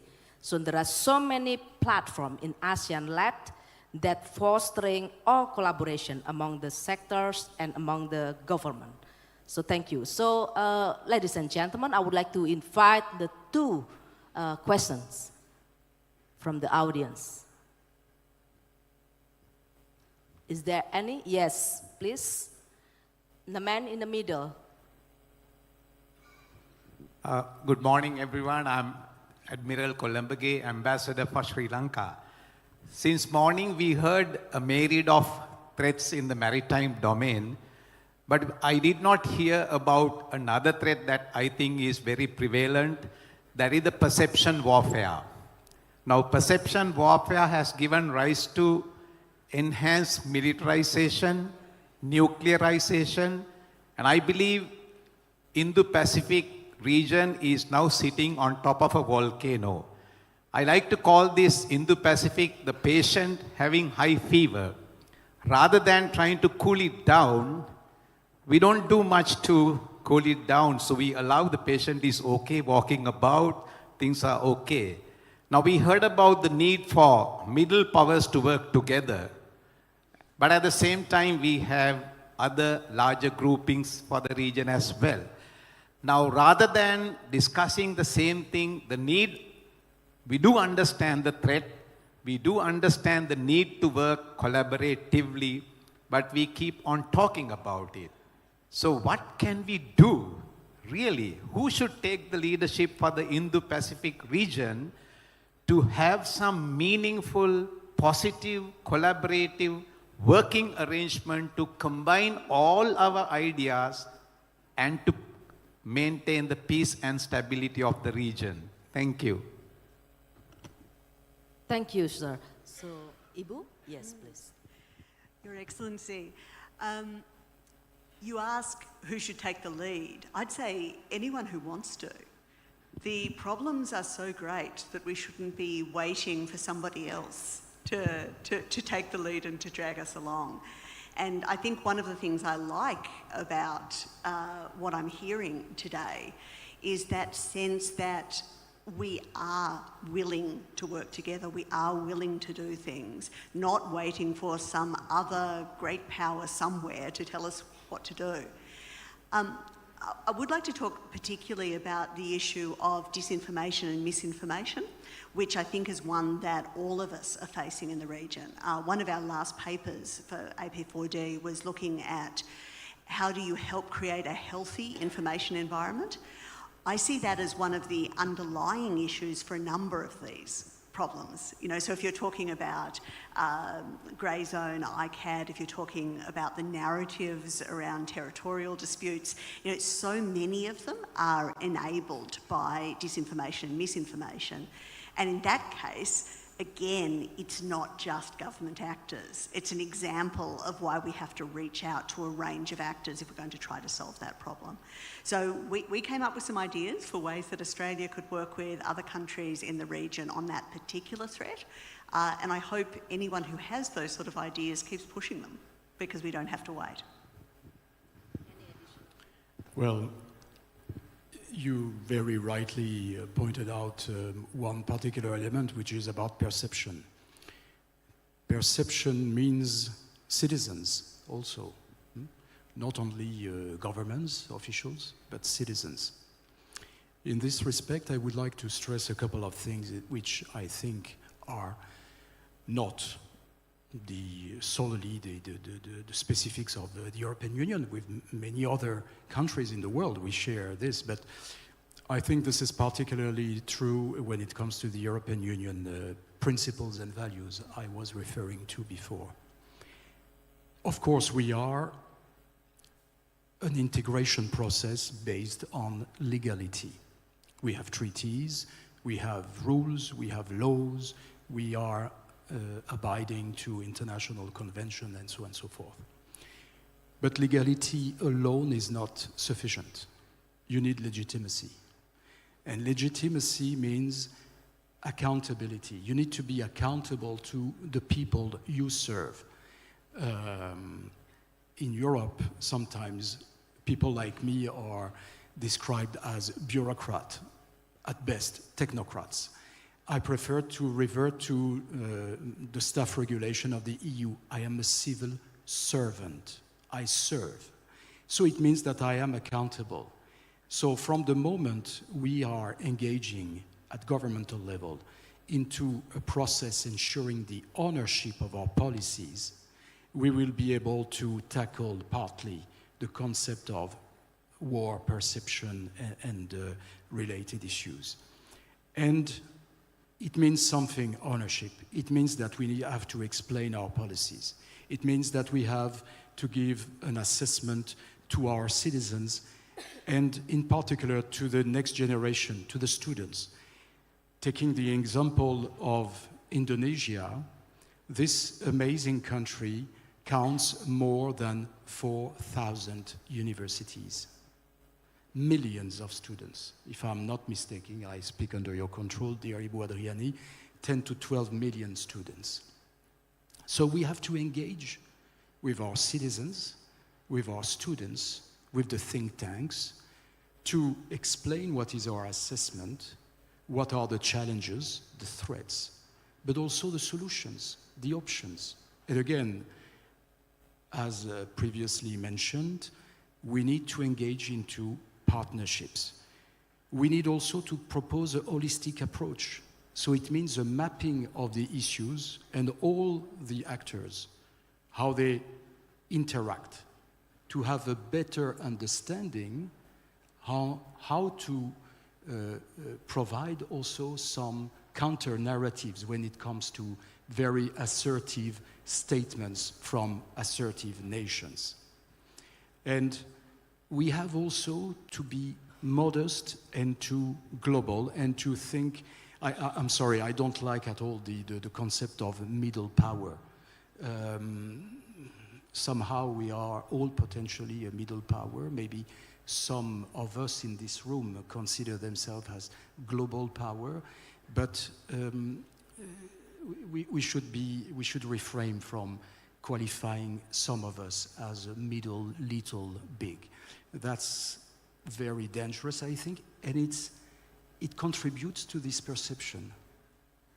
You know, who should take the lead? Well, we all act under the umbrella of the United Nations, huh? So we have all a voice to give.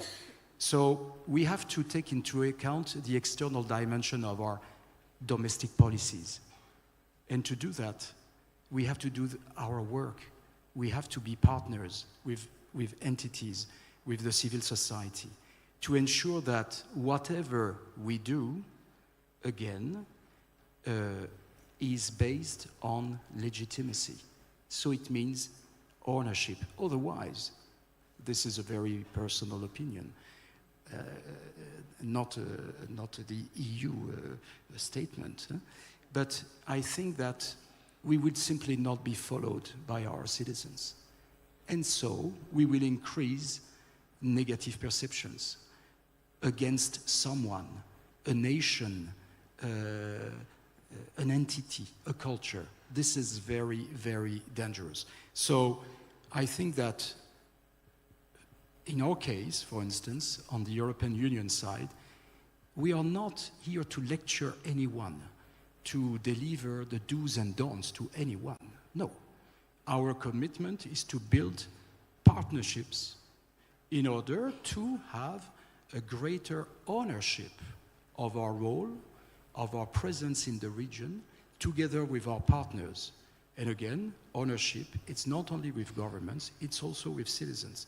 So my point is that the best way to provide counter-narratives, to combat FIMI and bad perceptions is again to have this inclusive approach and to build legitimacy beyond even legality. Legality, legitimacy, ownership, accountability. So thank you, Ms. Taylor and Mr. McCarthy. So now I would like to invite one audience for the question. Yes, Bapak, please. Would you please send the mic? Yes. Thank you for the opportunity. My name is Jovan. I'm a graduate student from University of Indonesia.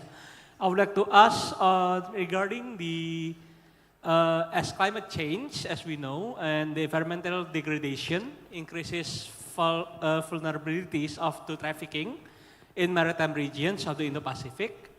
How do the rising geopolitical tensions within the region, especially involving powers such as China and India, impact cooperation on anti-trafficking measures between strategic partners? Thank you.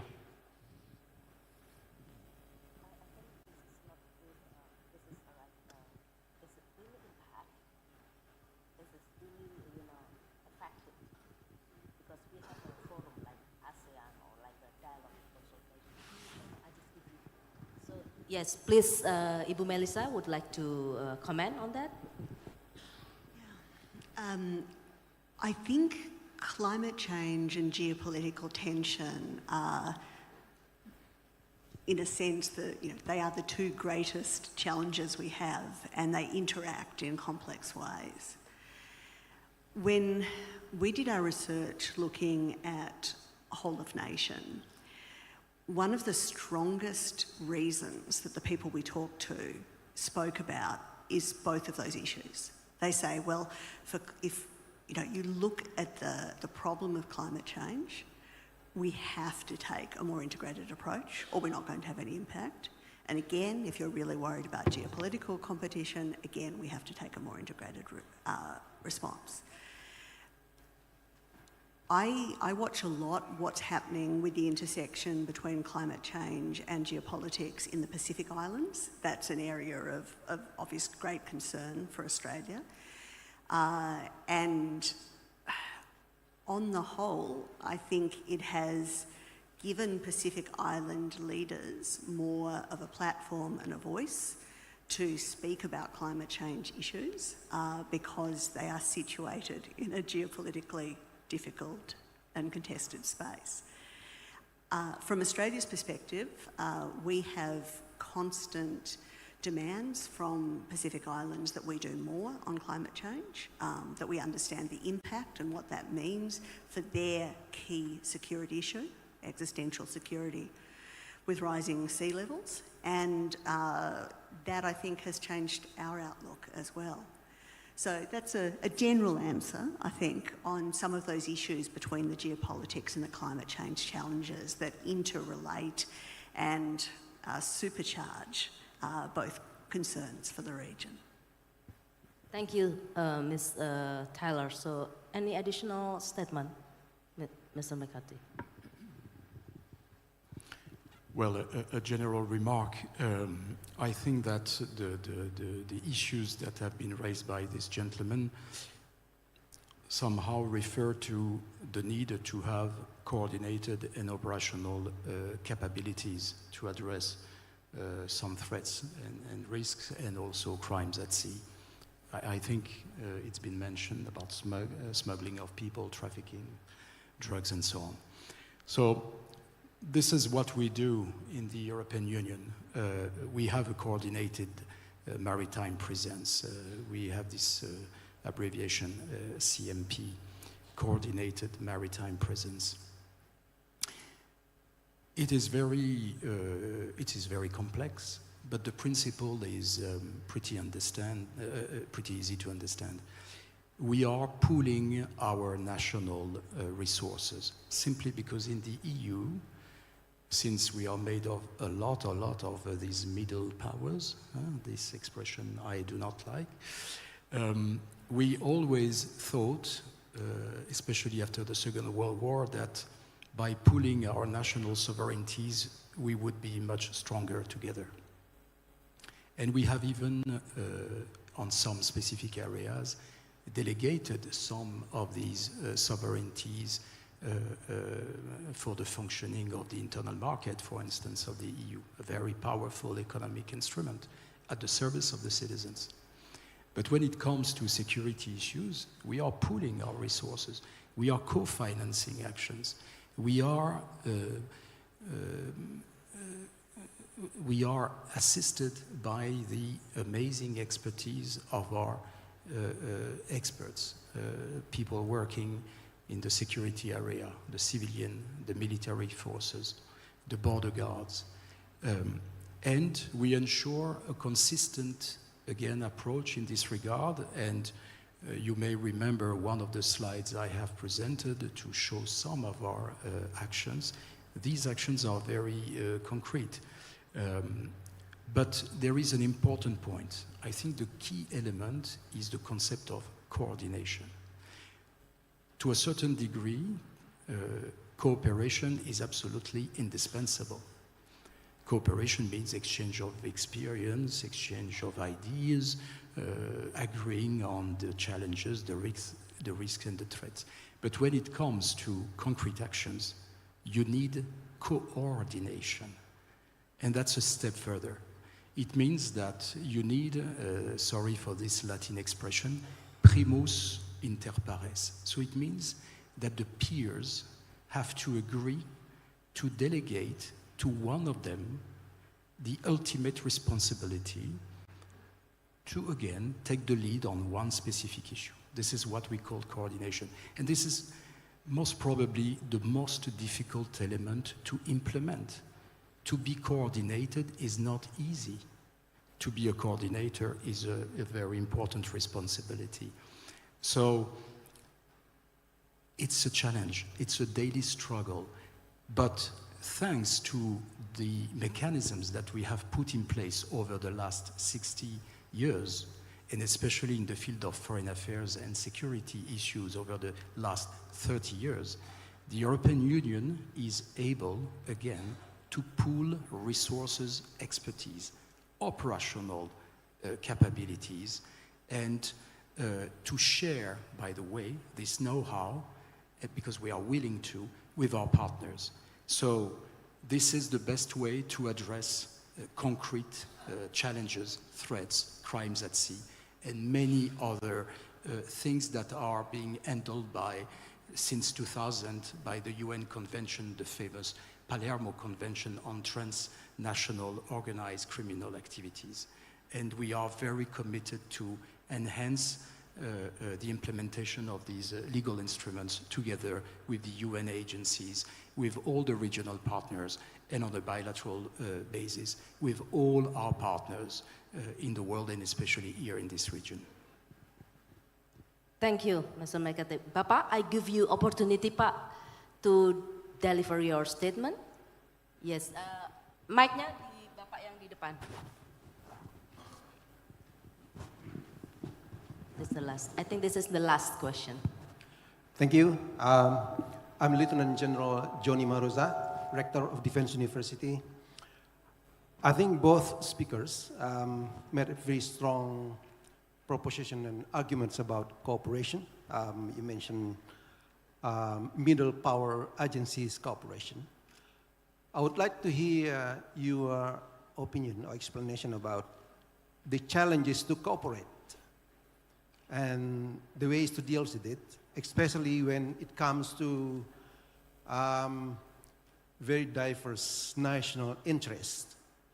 For example, when we talk about climate change and sustainable development, let's say issues about discussion about what kind of renewable energy that we would like to use, ranging from coal to palm oils, sometimes conflicting with national economic interests or national economic sovereignty. So I would like to hear your opinion. What kind of challenges, main challenges to cooperate and the way to deal with it. Thank you very much. No, thank you, Pak Rector. And I think we all agree it's very hard. It is a natural human tendency to form silos. So I think our government processes are always going to be difficult to coordinate. And if you're talking about a large nation, the whole of nation will have many different views on issues. How do you try to coordinate? The way we think of it is very much as an aspiration, as in it's not something you can ever do perfectly. You will never get complete whole of government coordination. You will never get complete whole of nation consensus. Those are impossible. But having the aspiration to work towards it actually helps you do better joined up responses to policy problems. So when we're talking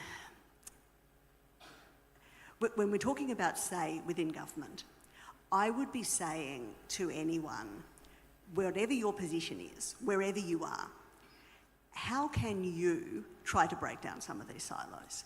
You know, can you talk to this group more? Can you reach out to society more? Is there something you individually could do to try to action this?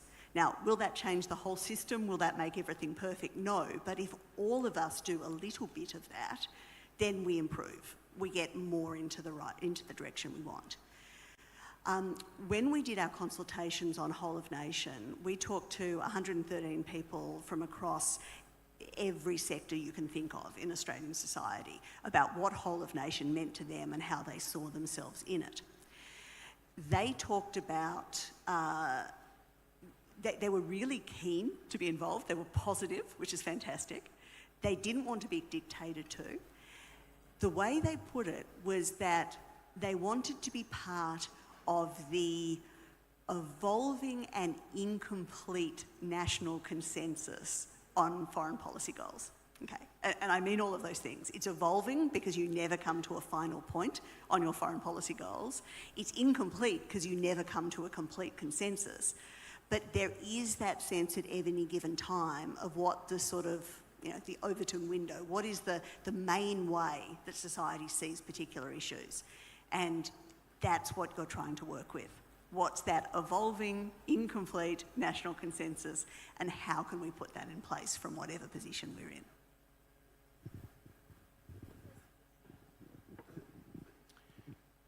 I think this is the most difficult question. And I will just refer to my modest experience over the last 30 years within the EU institutions. Somehow we are a bit specialized in tackling this challenge, to try to reconciliate different interests, sometimes strong interests, and to find commonalities always, because we are somehow driven by this willingness to achieve results, but not against our different partners, and our different member states inside the EU with them. So it's a long process, it takes time. But there is a requirement that I have already mentioned. It is at least to start by agreeing together on a common assessment of the situation, on a common mapping of the different issues, actors, tools, financial capabilities, and so on and so forth. To map our existing capabilities in terms of structures, in terms of capacity to deploy our resources and our security forces. So it means exchanging dialogue, exchanging data. And you can't do this if you have not agreed at the highest political level of the need to create structures and mechanisms towards either cooperation, either up to coordination. So it means, again, pooling and sometimes sharing our competences, our sovereignties to a certain extent, for the common good of a particular community. This is what we do in the European Union for the last 60, 70 years, step by step, progressively, based on ownership. Sorry to be so obsessed with this notion, but it's very simple to understand. You cannot go alone, isolately, without all your member states, all your partners, simply because you think that you have found the best solution. You have to convince everyone this is the right path, this is the right way. In our system, we have basically, in a nutshell, at the risk to make a caricatural presentation, we have two big ways to proceed, to find common denominators. We want to either have single rules, meaning harmonization, obviously not in the security field, or finding on mechanisms of exchange best practices. I was dealing some decades ago with justice and home affairs, a very sensitive sector, with civilian and security institutions. And again, we were really putting in place cooperation, concrete mechanisms. And since we had decided at that time not to harmonize our rules, because it was too complicated, it was not in our treaties, but we had agreed on something, best practices among practitioners. And step by step, you are building common understanding of the issues. And you agree on the issues. If you agree on the mapping of the issues, of the threats, of the risk, if you have well identified your respective capabilities, then you may have a chance to come to this indispensable step, which is a strategy. And that strategy must be backed by the concept again and again and again of ownership by the governments. And you need to explain it to your citizens, because you need to embark them to a certain extent in this process. So it's a long, step-by-step processes. But again, like the motto of Indonesia, which is the same in the European Union, we are 27 countries, nations, peoples, and we are very different in many respects. But we have this motto, the same than in Indonesia, united in diversity. This is not only a philosophical motto, this is not only a political motto, this is also a motto that is valid on security issues. We are very different, we have different backgrounds, but in the end, we decide to have the same assessment, the same willingness to engage into a collective response, holistic, and we want to have ownership, so we need to explain, to convince, and not only the authorities, but also the citizens. This is the right path. Thank you. Thank you, Mr. Mekati. So, Excellencies, ladies and gentlemen, in conclusion, that as a countries and the Indo-Pacific region, we face significant security, not only food and energy security, but also economic challenges amidst the global uncertainty and unbalanced contestation. So while shifting the power dynamic over opportunities, they also risk increasing tension. This situation calls for a more coordinated approach from all nations, maximizing efficiency by aligning various tools and actors, and also the whole of government approach and strategy for elevating the maritime security strategic issue that can support regional stability, prosperity, resilience, and freedom for coercion. So, ladies and gentlemen, let us give a big applause for the speakers. Once again, thank you. Thank you very much, moderator and also speaker for plenary session 1. For next, we would like to have token of appreciation to the speakers and moderator of session 1, then followed by group photo. So therefore, may we kindly invite to the stage the interim governor of Lemhanas, Lieutenant General Eko Margiono, to deliver token of appreciations to the speakers and moderation of session 1.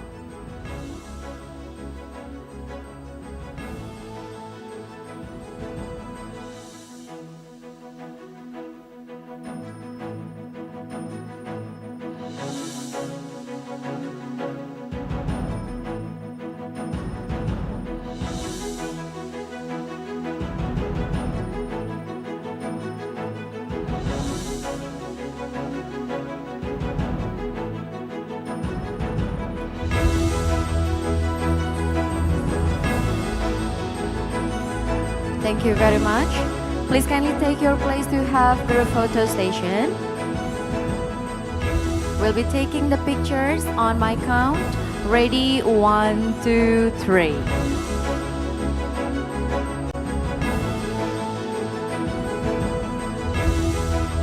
Thank you very much, ladies and gentlemen. Could we give a round of applause for the speakers and moderator for the first session?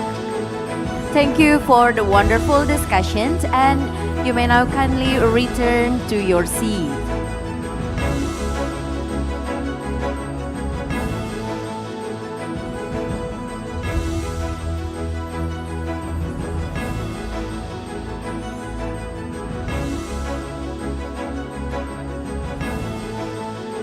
Ladies and gentlemen, now we will have lunch break. For information that the committee has served lunch break, which is available at the foyer for the participant that is next to the stage, and for the VIP officials and also Excellency ambassadors are available in the VIP room.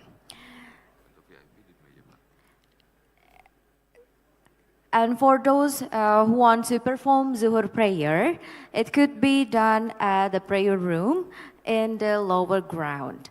And see you at the second plenary session at 1:45. Thank you very much.